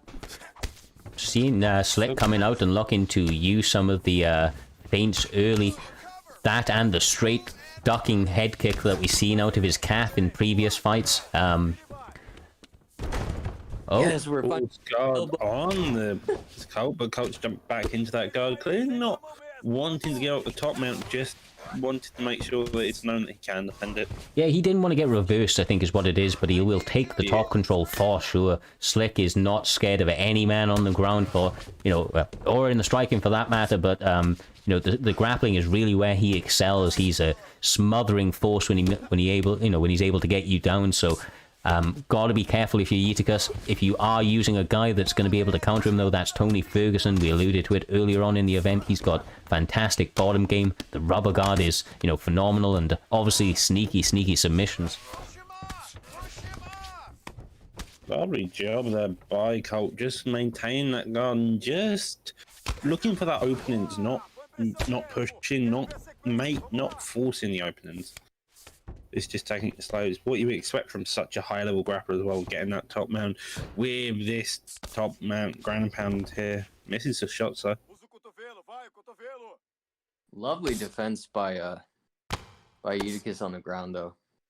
Yeah, both guys very seasoned in all regards, whether it be top control, whether it be on being put on their back. You know, when you've spent this much time grappling like they have, they've been in all positions that you can be in. But obviously, even though right now, is he going to get? No, sorry, I thought he was going to sneak up that twister right there. Yeah, it's just Eutychus is definitely forcing him to work for his positions, because we're seeing a lot of great denials from him off his back. Yeah, no, for He's a sure. rubber guard here though. No, he doesn't. He gets back into that full guard. Colt decides to get up. He just doesn't want to be in that full guard. Is not confident. He's probably won the round, just looking for a couple of shots on the feet to make sure he wins. Yeah, he's got to be careful not to, not to give anything away here. Of course, now he's in the striking, he's looking to be active, but that's a good takedown defense from both guys. Obviously looking for it, both very wary of each other's, dangerous dangerous setups, if you will. No, they're going to be looking to get it to the ground if they can, and I think that, whichever one finds himself in top control is going to find themselves winning that round, and, this is probably all Slick, this first round with that top control, the work he was able to put out. Too little. Getting a bit of control with the armbar here, just staying patient, and with that, he just lands in a more dominant position towards him. But Yeah, I'd definitely just say that it would probably be like a 10-9 for Slick because of all the ground control. It was definitely a close one. It wasn't one-sided, but I do believe Slick just had the advantage on the ground a little bit. yep, but Eutychus definitely showed that he could easily control Slick in that very last moments. But Slick managed to be patient, just letting Eutychus do what he wanted to, just out of necessity, making sure he didn't gas out. Eutychus is trying some wild shots here early on in the second round, though. And I have to make a comment on it. Slick is looking really, really clean in the little bits of striking that we've seen from him tonight. He's obviously been working on that now, obviously training with Trixie like he has been for many, many moons, but also training with the likes of Spider and Dyno and so on. You know that he's been picking up some tricks of the trade in the striking. So this is a risky move. You imagine Slick's got some very good sub D though, so he's just staying patient. And Eutychus just gets rid of it and then giving up breaking. It's nice to see Eutychus trying to throw those elbows as well. Those are a underrated tool in Ferguson's box, because I don't see a lot of people using them, but they are wicked when it hits. Have you not played ranked recently? You want to call it spamming, but like overall and like clean elbows, Yeah. Elbows and knees in general are very much, when they're used properly, are very deadly weapons. Pressure with the elbows, pressure with the knees countered, and they're just a lovely little tool to have on your sidelines. like Paul Felder's helicopter elbows. That Ducky Roundhouse by Colt has been kind of money, expected. If he wobbles in, he's Colt playing a Colt just moving his head. I'm not confident. Yeah, pulling on the 3 every time. I mean, it looks like Eutychus is going for a round shot on number 3 each and every time. So Slick's looking to take advantage of that and get the pullback, make his block survive a little bit. He's got to be careful though. Eutychus is showing that he's dangerous, man. He's coming here to win. He's not playing any game. He's playing for all the marbles, and is getting very, very active with a minute left on this clock. I think Eutychus's best bet, his winning condition, is just keep Dos Anjos on the fence, because we saw a beautiful flurry come out of him, and he landed some pretty clean shots. For sure. Slick with, just his beautiful defense, weathered that storm, and he's now controlling the center of the cage. Eutychus' reliance on that full counter is gonna get him clipped somehow. He's leaving his head open as he pullbacks. Just you see Slick constantly going for that straight after every kind of pull shot, looking. Oh my! face. The pullback on the flying knee. He gets reversed into the top mount. Look, not enough time in that round, but what one hell of a way to close out round 2. These guys are competitive. What a fantastic fight to start out the main card. Honestly, an honor calling it. High level stuff at play, whether it be the striking, whether it be the grappling. You see massive adjustments and advancements made in both guys, kind of arsenal. They both got obviously a very, very deep repertoire of skills, so all to play for in this third round from two very, very dangerous opponents. I think Whittaker's heard me from last fight about the elbows because he's looking for those elbows all day. Oh, takes him down very clearly. Doesn't want this last round on the feet. Probably doesn't feel as comfortable. The last round could have gone easily either way. Last round was close with the grappling though. I think if Whittaker can keep it standing up, he has a solid chance of either winning by a decision or a KO. That straight by Colt is just landing every time. He throws it, it hits. He throws it, he hits. Say that, and he gets slip counted. Yeah, but he goes right back to it. He's sniping with it. Honestly, there's advancements in his game, and it's quite evident in the way he's moving. He's managing range fantastically well in these striking affairs. And lovely leg kicks. Goes back to it over and over again, and even though Whittaker is trying to check it, he can't. It's too late. It's just a beautiful flurry of leg kicks with that combo. It's just he couldn't do anything about it, and just that leg. Probably standing guillotine, dragging him into the center. No stamina to be able to get it. No stamina. No, this is an escape. That's great defense from Whittaker. Low stamina, but that leg kick though. He doesn't want him in that southpaw stance. He pulls guard. It's a questionable decision for me because it's like overall, Slick stand. This is a rarity. You don't see Colt willingly just giving up a grappling position. Goes back to keeping that leg though.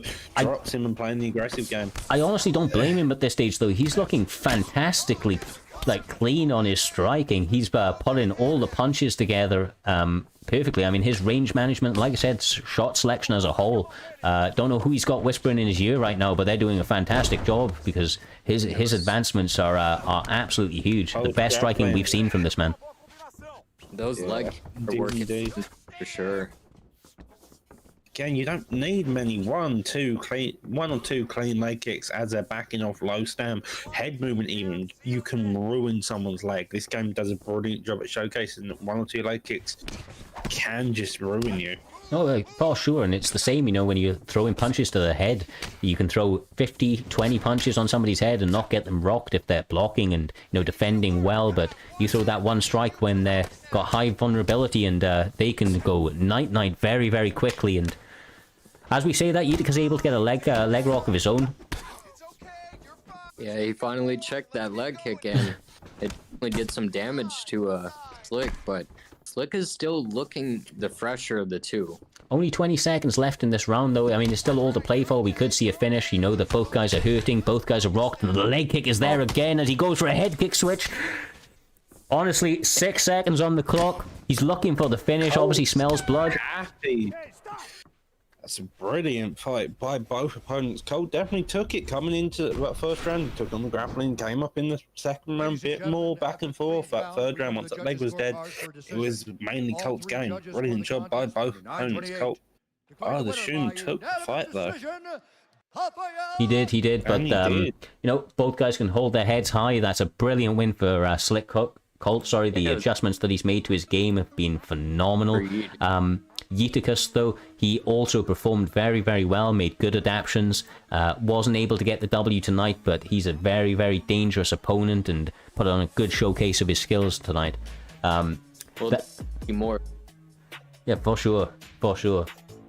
With that all being said, that is our first fight of the main card. We're now moving on to our second, another highly anticipated fight. We're going to be having the TMF Chinsworth. He's going to be up against Dibs. It's going to be a fun fight in the lightweight division, I do believe. Obviously, we know Cubs... sorry, I was going to call him Cubsworth since he beat me recently with Cub. But Cubsworth, Chinsworth, he's a very, very dangerous striker. All-round, fighter, but his striking in particular is incredibly dangerous. He's very, very good at defending takedowns and of the such, but... Obviously, Dibs has also been showing to have very, very dangerous hands, so I'm interested to see who's able to get the better work off him tonight. We've got very, very interesting picks that you're going to see a moment ago. We have a Bobby Green pick up against a Dan Hooker pick, so very, very interesting. Rate the picks very highly. Nice to see a little bit of a variation in the fighter selection. Indeed. Yeah, I do like seeing, you know, 4 stars used overall. It's instead of like always, you know, the top tier opponents. One of these is a better fighter stat-wise than the other. Oh, for sure, but it separates the skill level. You can see the obvious skill difference when you see people using, you know, different fighters that are not just top tier. For sure. It definitely, you know, shows the people who are able to make adaptations to their game, depending on who they are fighting. And, you know, a lot of these fighters, although they may not have the highest skill star rating, doesn't mean that they don't have particular strikes or combinations that you can use. Everybody is, you know, viable if you use them correctly, and these guys are going to look to play their fighters to their strengths tonight, looking like hookers, working those kicks early, and obviously we have Chinsworth marching forward, looking to land some of those dirty hooks on the inside and maybe work the body with some hooks. Now, yeah, lovely job starting off by Quid. Still trying to figure out his distance hooker on the back foot, using that range as much as he can, but Quid's not allowing it. Another thing of note here is I think Hooker's got like a 95 chin with some pretty similar recovery, so it's going to be a hard one to break.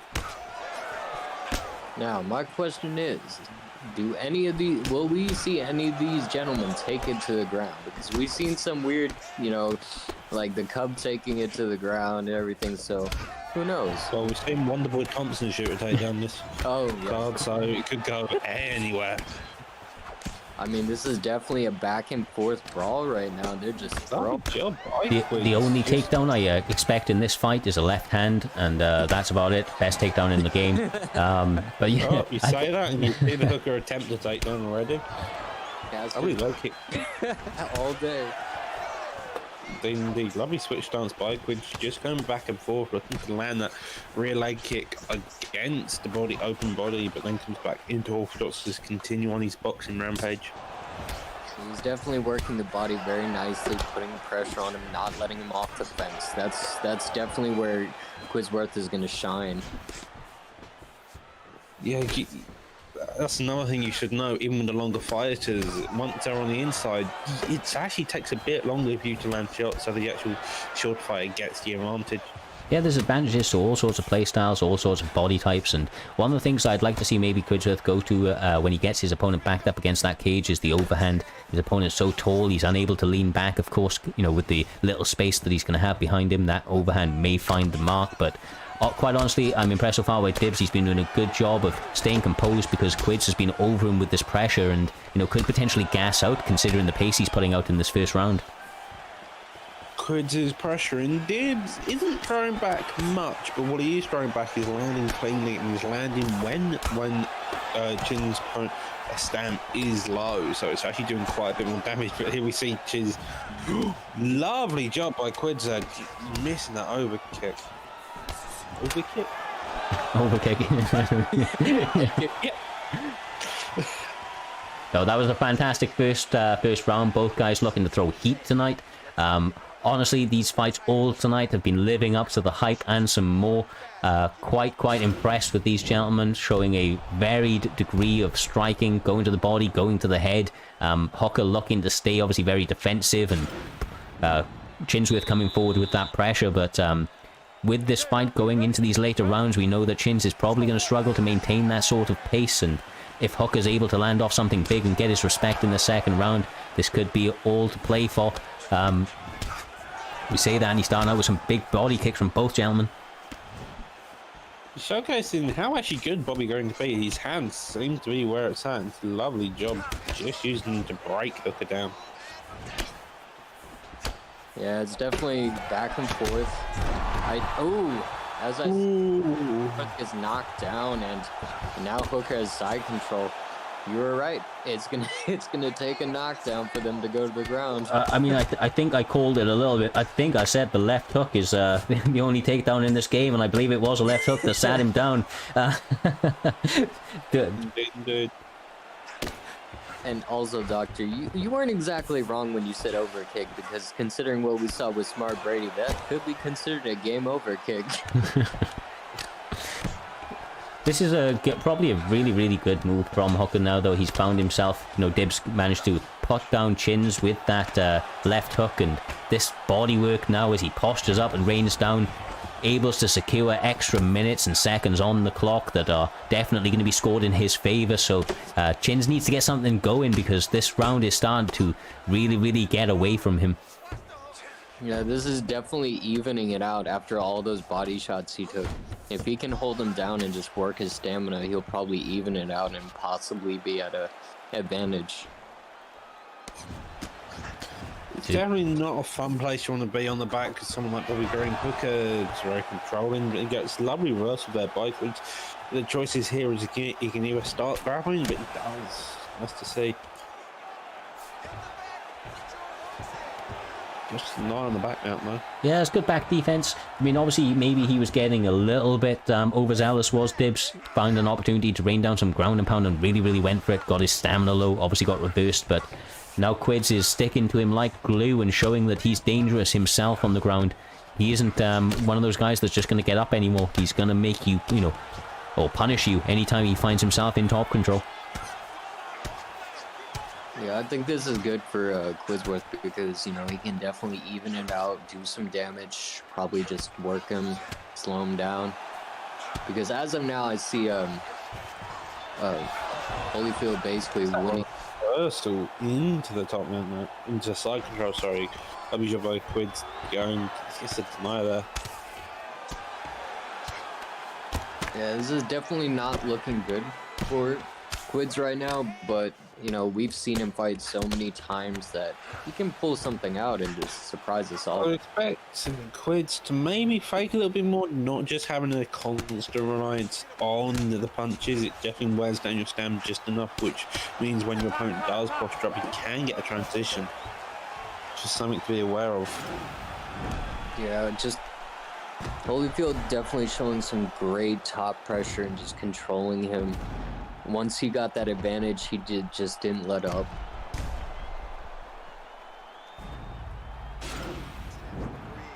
Indeed. Lovely job, though, by both opponents. And coming into this third round, Quids probably took the first, Dibs taking the second, so it's still will play for in the third.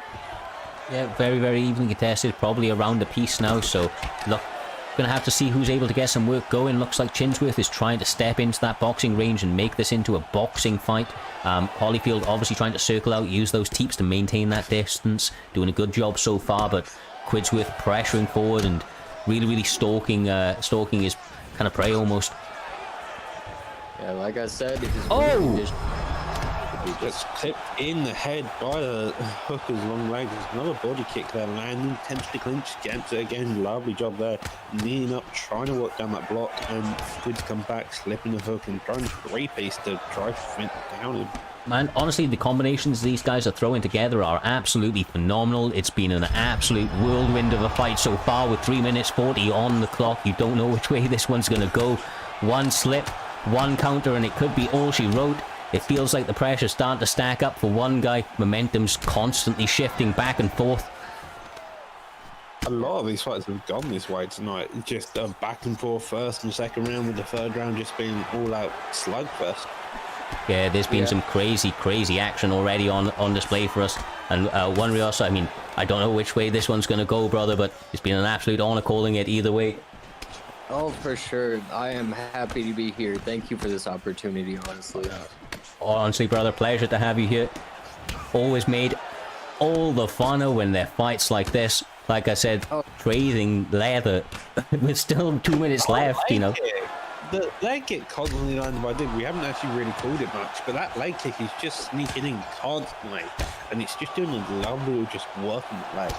in the third round, interrupting the rhythm of Quidsworth as well, because his stamina's starting to get low, so those leg kicks at the very, very end gets you a bit of a hit stun, but the boxing is really, really dangerous range for him. He's got to make sure he's not taking pictures and starts to circle out. What we're seeing, though, is beautiful combinations from Holyfield, and as I say that, he gets rocked and he's in trouble, but and pays for it. Yeah, it was an intelligent move. He needed that. He gets an excellent denial off, and this is a bad position with a minute left on the clock. Fins is going to need to be very, very defensive, and I don't know which way this one's going to go. This is probably Dibs' round if he's not able to get something up and get something big off in this next 55 seconds. Regardless, this is a better position. You gotta be wary of the chin health here, and he gets the mind back down. Probably just take it slow if he's coming in running around, gets up though into the back clinch. Yeah, I would just maintain control and just ride out the round, because he's already, in my opinion, ahead to finish. Because things like that could, That was a big mistake by Quids, trying to fight that. Oh my god, there's only 5 seconds on the clock. Oh, no. They're just going at it. They're letting it all out.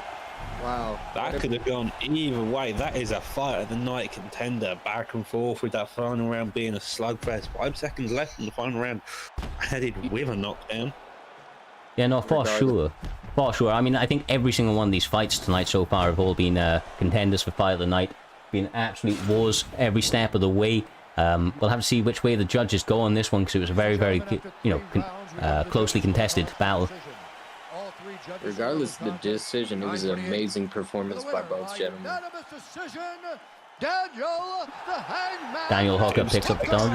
Yeah, that's a big, big win for Dibs. Obviously, Chinsworth is a dangerous opponent and showed it tonight. These guys put on an absolutely phenomenal battle, but the collectiveness of him, the ability to overcome those early adversities, coming back late with that big third and final round, probably going to be the deciding factor for him. So that's a phenomenal win for that man right there.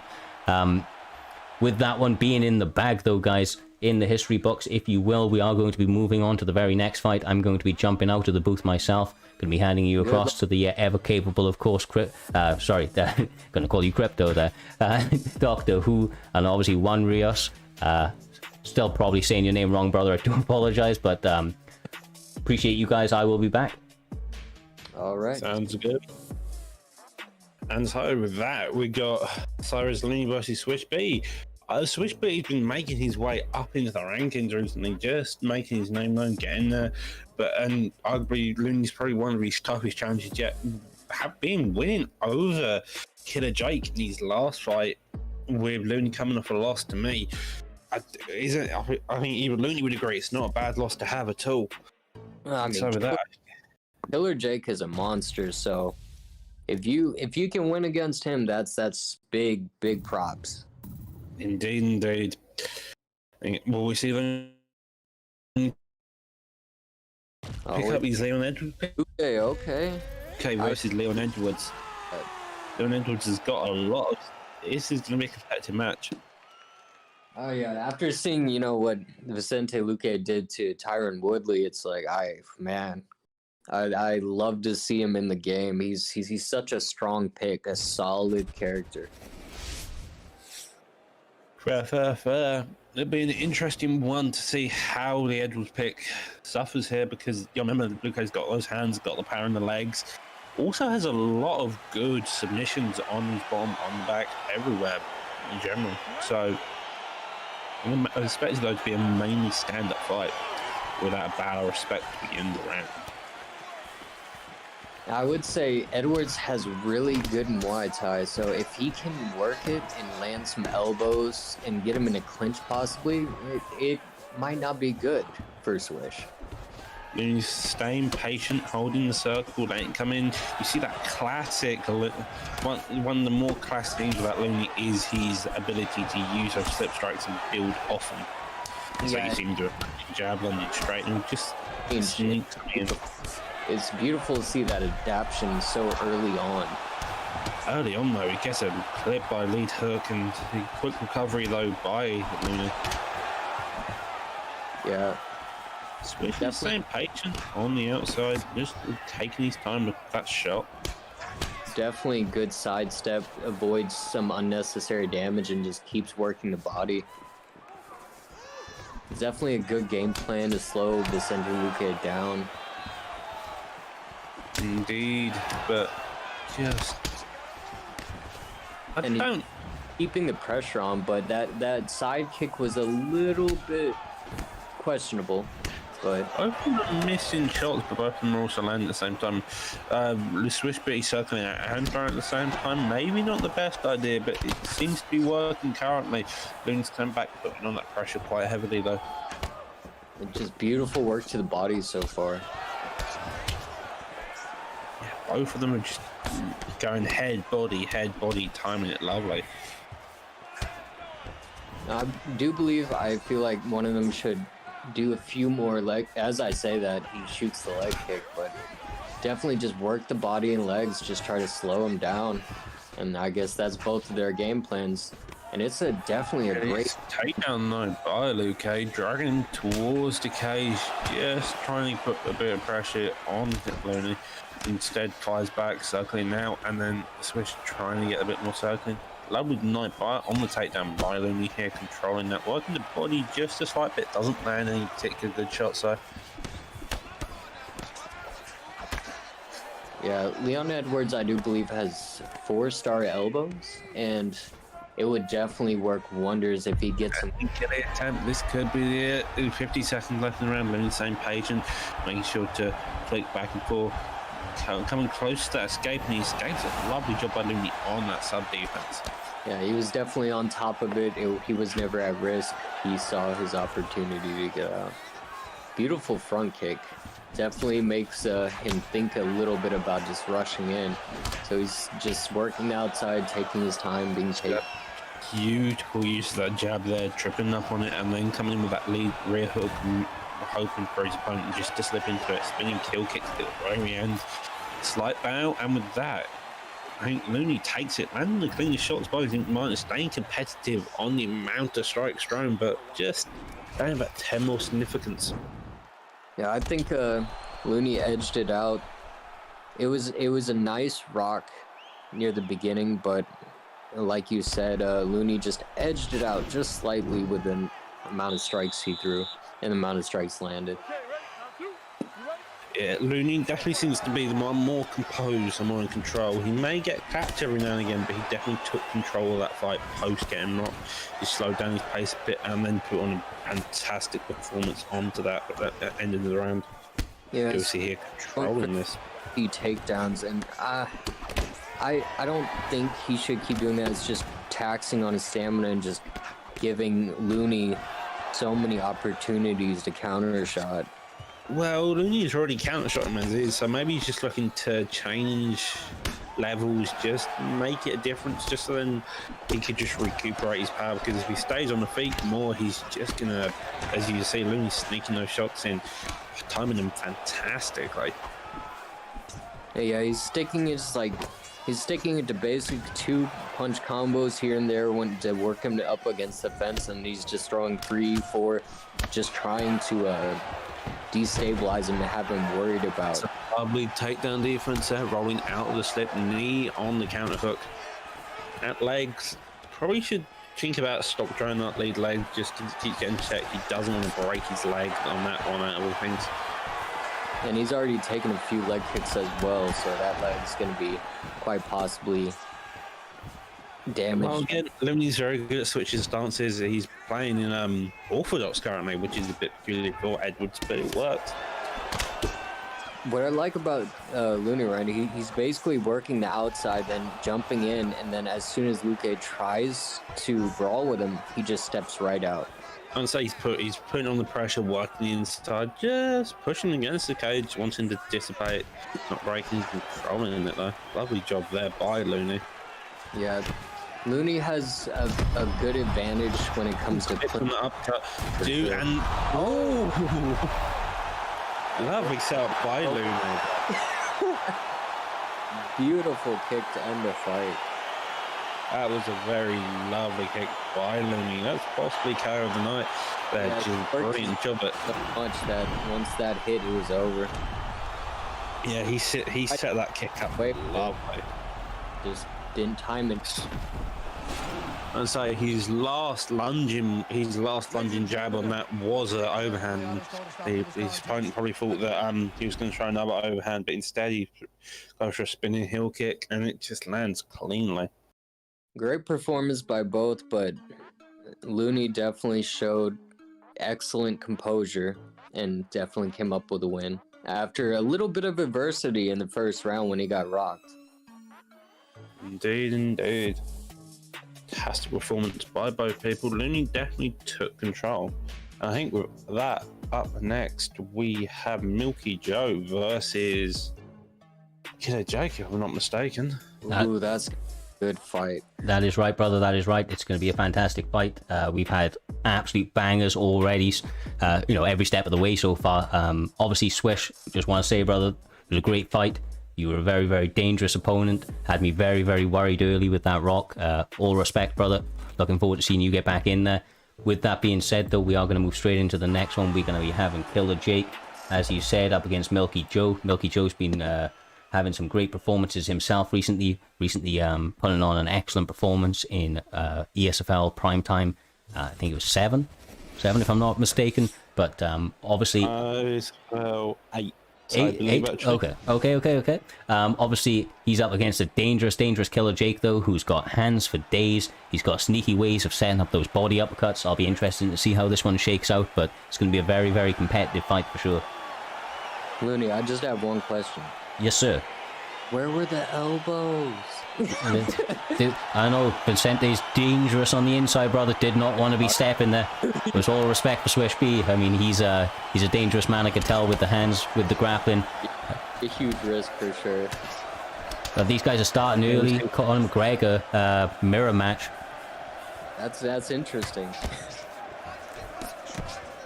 Indeed, to be fair, Killer Jake's got a mean McGregor. Scuba's got a mean McGregor.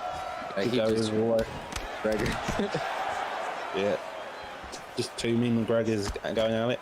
Can counter strike pressure. They can do kind of whatever, to be fair, on the feet. Now, the one question is, sometimes when you see mirror matches, which McGregor is going to shoot for the legs first? You sometimes see that quite a bit when it's a mirror match, so I wonder. Well, I wouldn't be too surprised, but honestly, on the same thing, if there is a takedown, I feel like it's probably coming out of Milky Joe. He's probably the more well-rounded of the two, but Killer Jake is an incredibly dangerous striker, and he has uppercuts for you on those entries, so you've got to mind your P's and Q's and set them up, especially with, the takedown offense of Conor McGregor not being particularly high. And with that, Milky Joe's just pressuring Killer Jake, sneaking in and out of the pocket, coming back and get a couple counter shots when Jake tries to throw his counters. Jake's being patient though, so we'll see. It's definitely, this is like the most patient I've seen him in a while, so it could work to his favor. He's getting really, really backed up against that cage line, though. He's got to be careful. He's looking for those pullbacks and maybe trying to, kind of play possum almost. But when you're back so far, backed up against the cage, you really haven't got too much room to move your head. And the power of Conor McGregor, it only takes one to sit you down. Indeed. Milky Joe does seem to be getting better in some cases, although Jake is definitely coming back and just using that head movement. He's making Milky whip, but he just isn't able to punish on those whiffs. Well, it's very hard to punish Conor McGregor even on a whiff because that straight is so fast and it just interrupts. I've been on the receiving end of many a time in ranks. It's never fun. Doubles up on that jab straight on Milky Joe's part. Jake isn't... I wouldn't say he's on the back foot. He's definitely playing the back climb, though. Yeah, it just seems like he's playing very patiently, just waiting for his opportunities. He is taking a bit of unnecessary damage at times, but we all know Jake sometimes takes quite a bit of damage and then still somehow. Oh, there you go. That's kind of what I was expecting by Jake. He just wanted that one big shot before he started putting on the pressure. End of the round, though, and with that, they break with a solid bow. Yeah, honestly, a very competitive first round. Both guys looking very, very dangerous. All still to play for. Another 2 potential rounds on the clock. Who's the best Conor McGregor? We don't know. We're about to find out. I think quite possibly Milky Joe won the round just because of all the strikes he threw and the constant pressure. But, I mean, Jake was playing very patiently, and he got the rock near the end, so he's definitely not showing any signs of weakness so far, except for, you know, getting backed up against this fence. Dustin also got to think about that he's done a lot more body work than Milky Joe, so Milky's got to be very wary of both aspects. Oh, but he gets... Jake's one big part about the height. I say this as Milky just puts the pressure on his head, wobbles him, and he just starts throwing bombs. I think the tail of the night is uppercuts. We've been seeing a lot of uppercuts.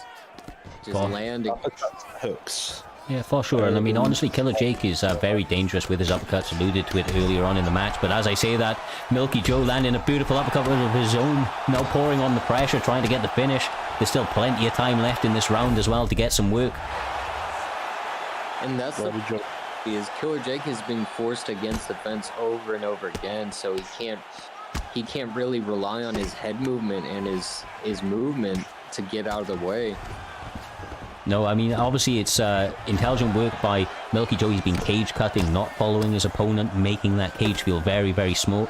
But as we say that, Killer Jake has done a good job of getting the reversal, but it not for too long. I was going to say vicious ground and pound, but excellent reversal from Milky Joe and not wasting any time as he slices over into mount.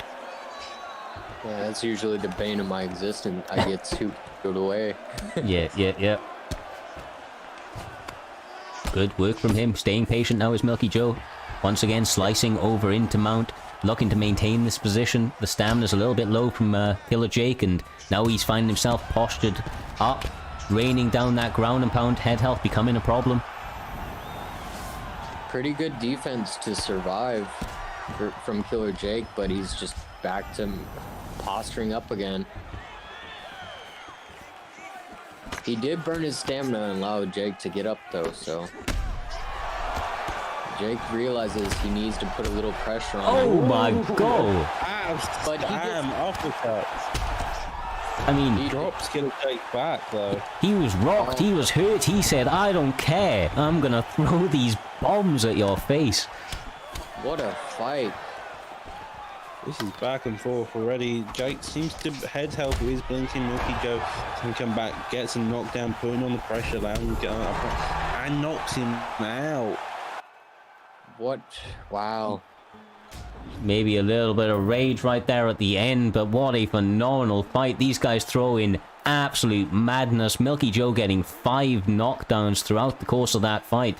That was phenomenal work from both gentlemen. Very, very entertaining start to finish. They weren't wasting any time at all.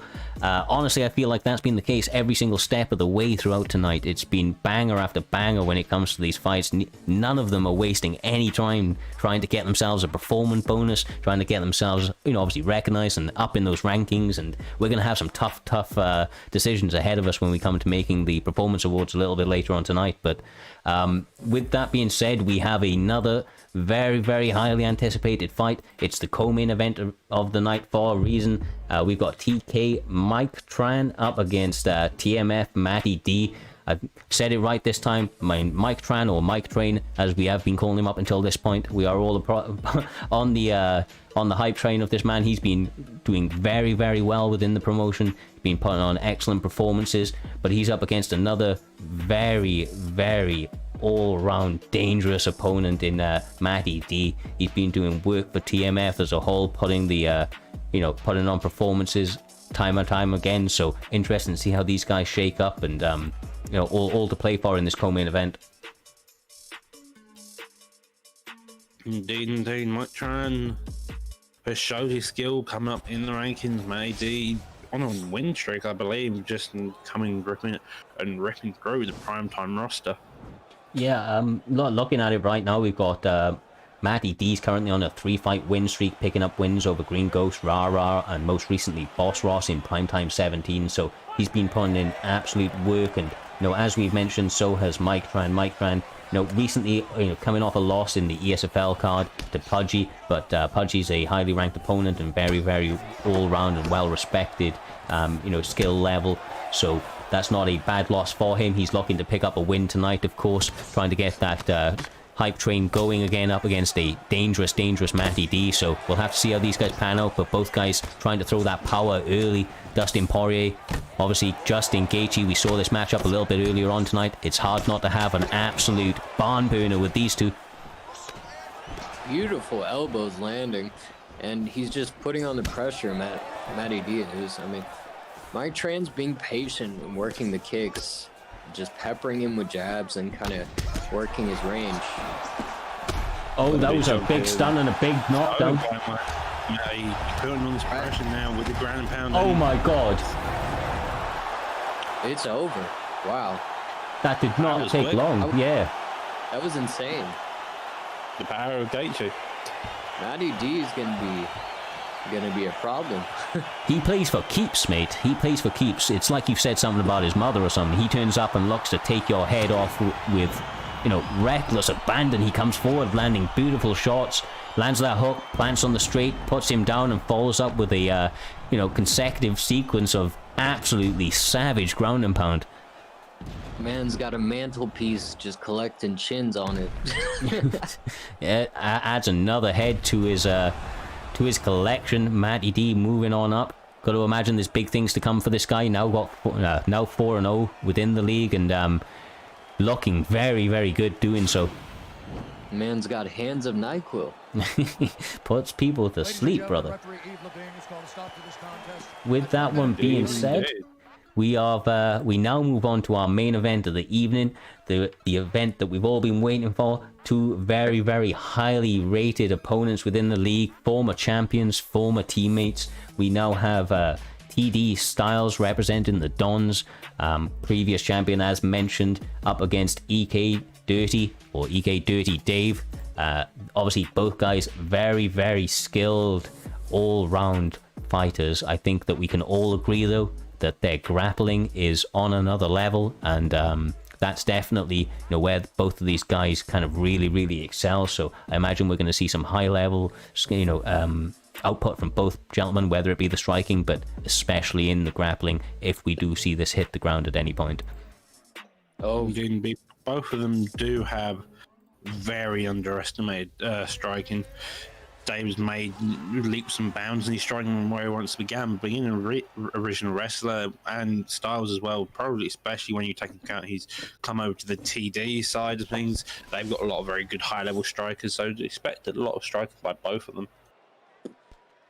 Something to note really briefly as well, this is a rematch. They have fought before, last time for a title. Styles able to walk away with the W that time round. I believe that's the fight where he won his championship. Obviously no belt on the line this time, but potential title implications in the near future with the big performance. Obviously both guys very, very highly skilled, and we start out very quickly.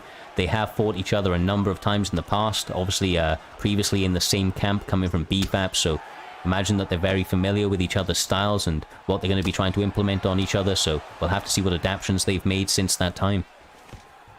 I actually saw this exact same matchup earlier with Taz and Dave. Well, it's kind of the classic matchup as welterweight. You have someone picks a GSP, your counter picks normally it burns. It kind of has to be.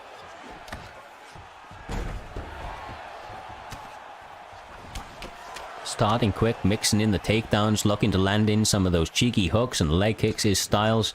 DirtyDave trying to stay composed and lands that flying knee after the kick has been caught.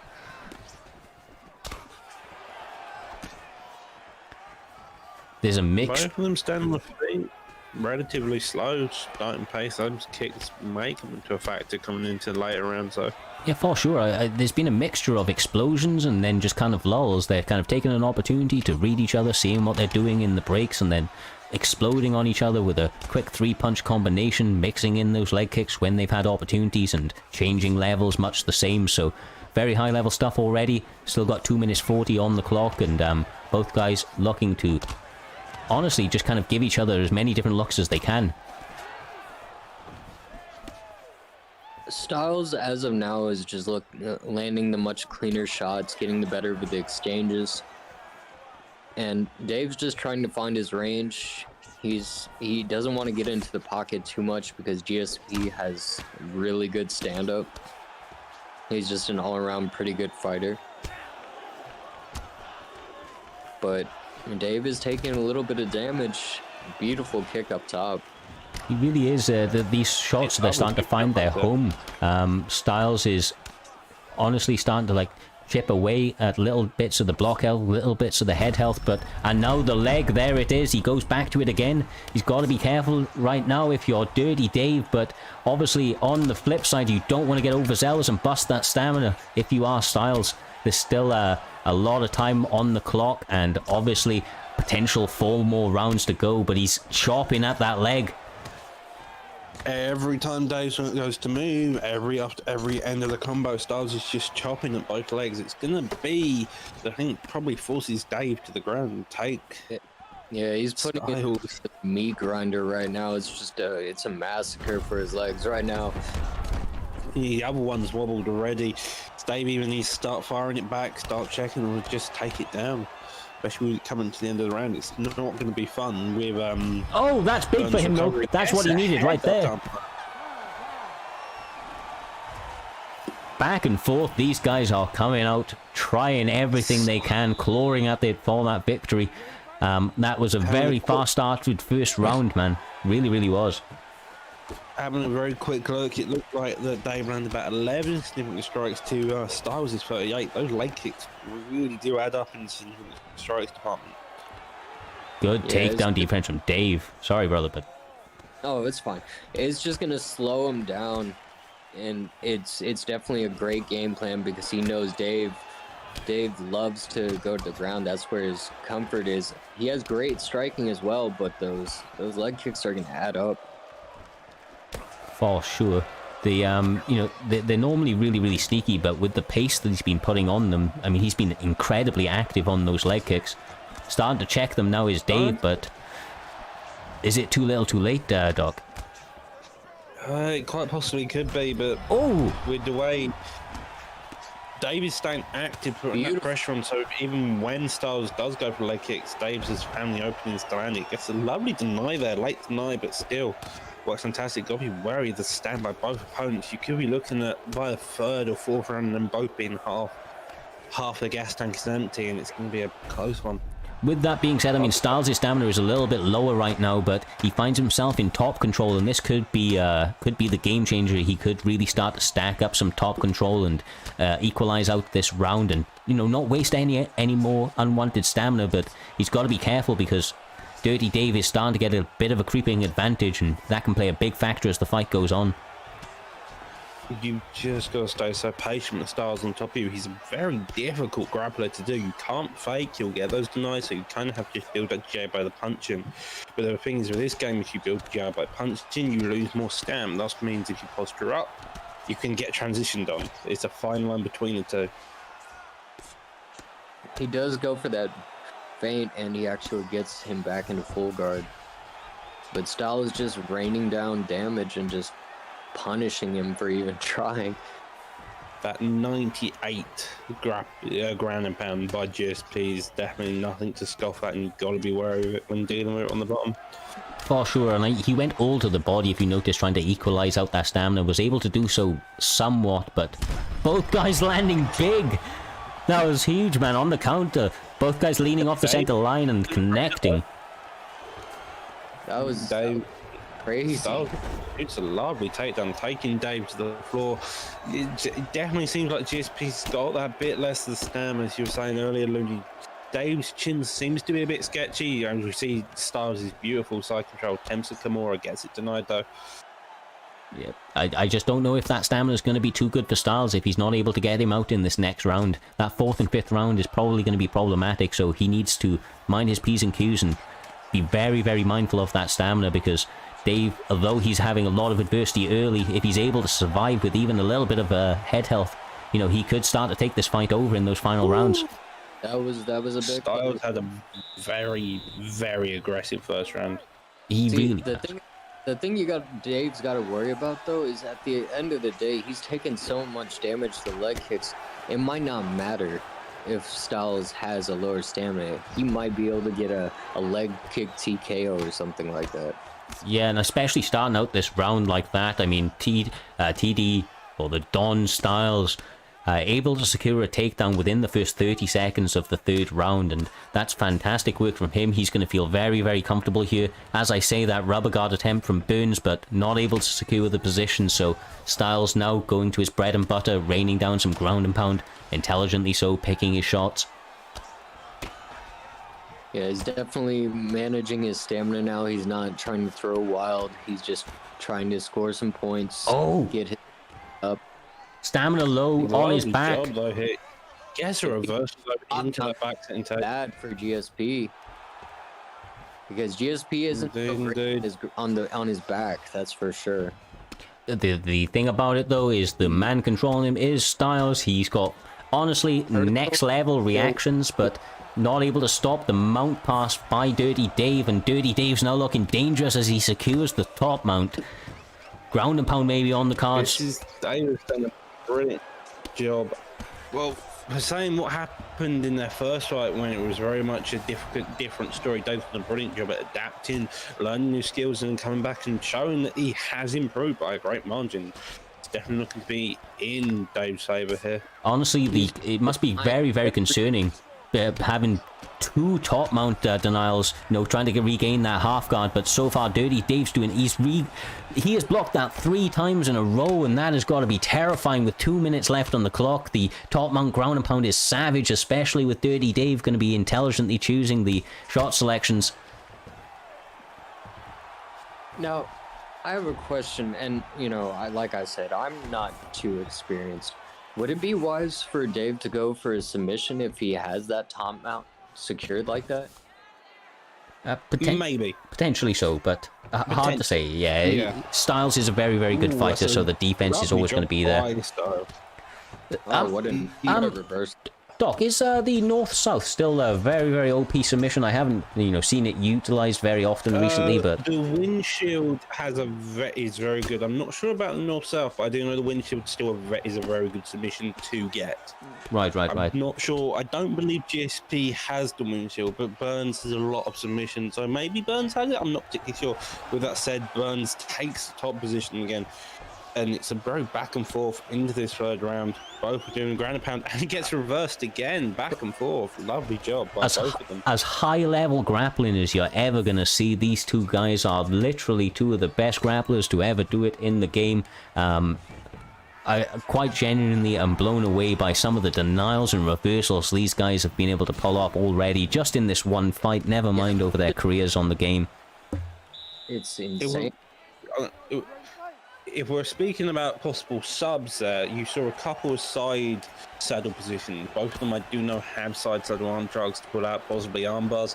Arm bars aren't as good as they used to be, but there's arm triangles still a solid bet, so you can maybe see a couple of them pulled out later on. But again, both of them being such high-level grapplers, it's going to be difficult just for one person to consistently be on top. Yeah, even to get that takedown, it could be very, very problematic, as we've seen great defense, and now both guys going to work with their hands as Styles gets another big rock and a knockdown, looking to follow up with the ground and pound, maybe for the finish here. His head held very low. The defense on from Dave. Voices straight there. Lovely job. We've got to be wary of this rubber guard. Styles already knows this. No go-go platter attempts here. He has got an Omo platter, I believe, but I could be wrong. Yeah, I definitely think Dave's probably most of his advantage is probably going to be getting GSP on his back. That's a surprising transition. With that transition, Dave takes a more dominant position, staying slow, probably looking for 1 or 2 shots of ground pound, but guess that's a 9 instead. Transitions doesn't give up the full guard entirely, but instead. No, this is definitely a better position for Dave. If he can possibly get top mount, he would be in a good As number attempt here, it's got to be scary. Like, he and both of them have got very good sub offense and defense. Burns probably has a bit more than the sub defense that does seem like he's going to escape here. Styles is probably using this more as control time, I think.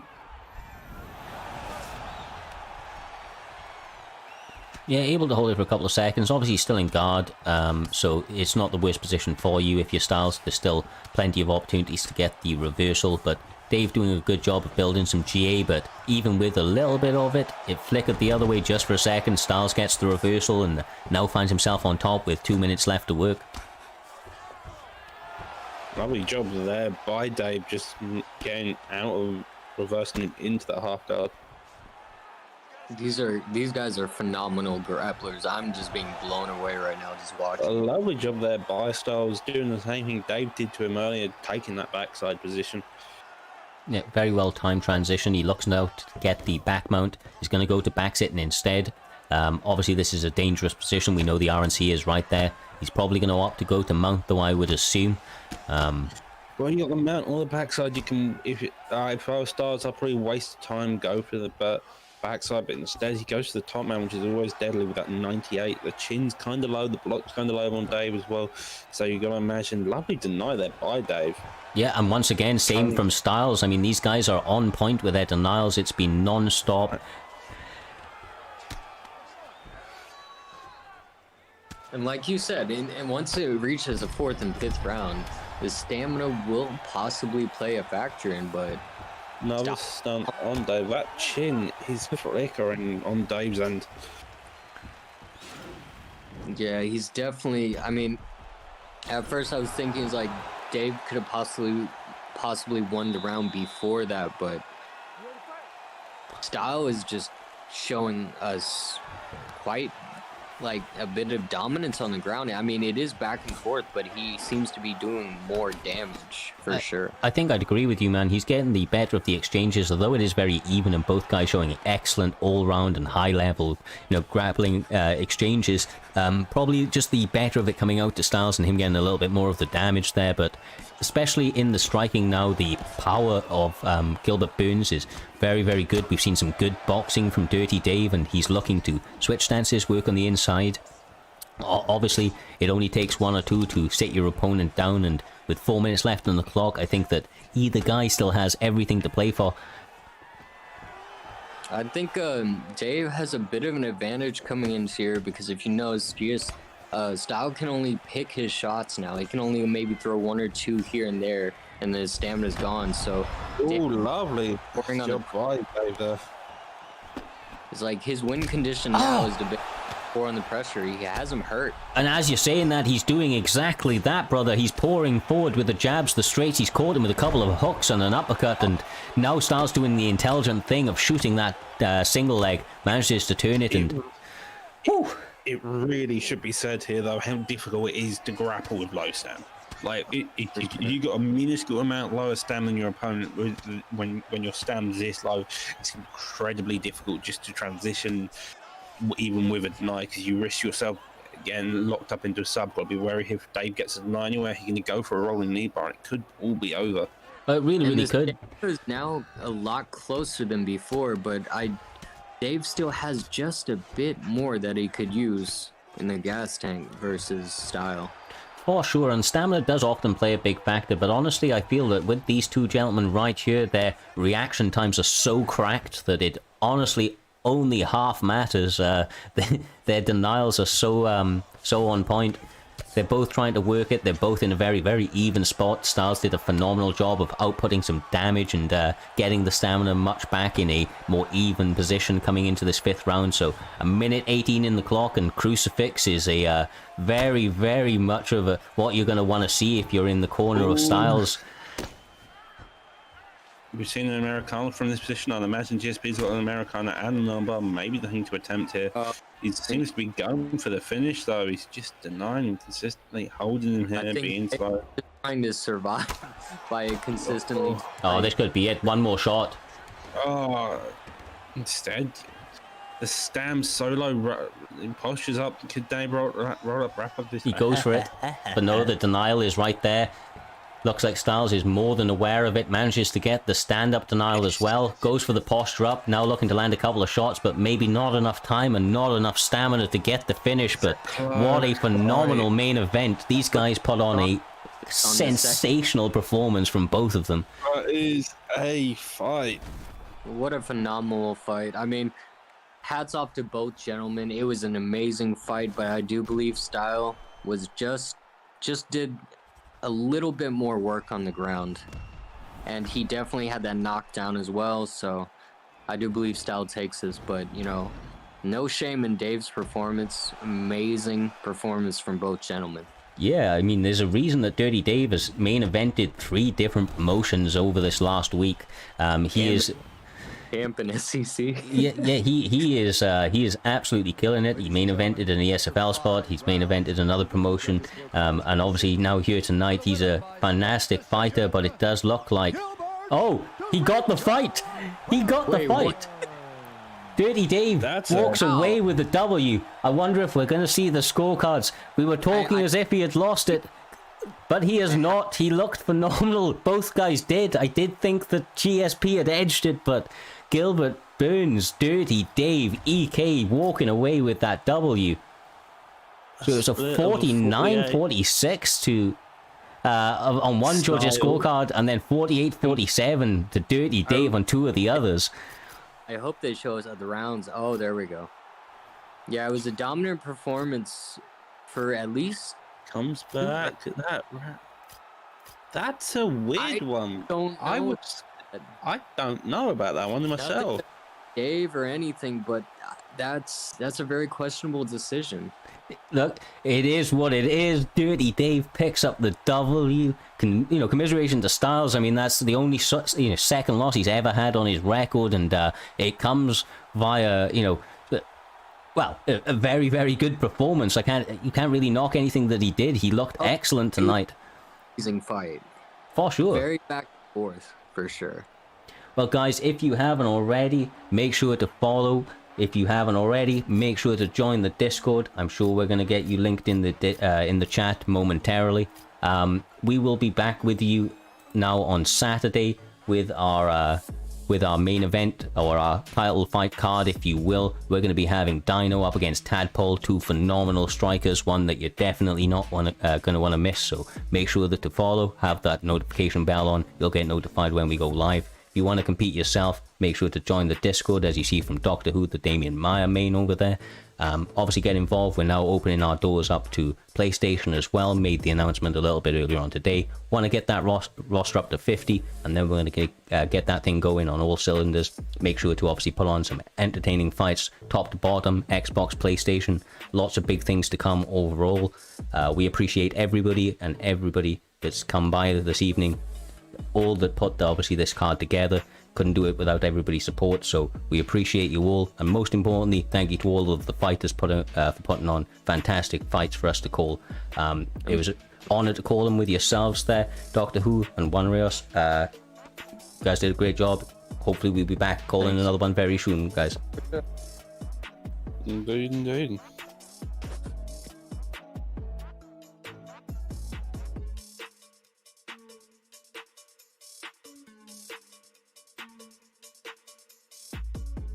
Stay with us, guys, there a second. We're going to be running into a raid in just a moment, so if you want to support somebody in the community, stick by for the raid. That obviously show them some love from Prime Time. You guys have a lovely night. Stay safe. Much love.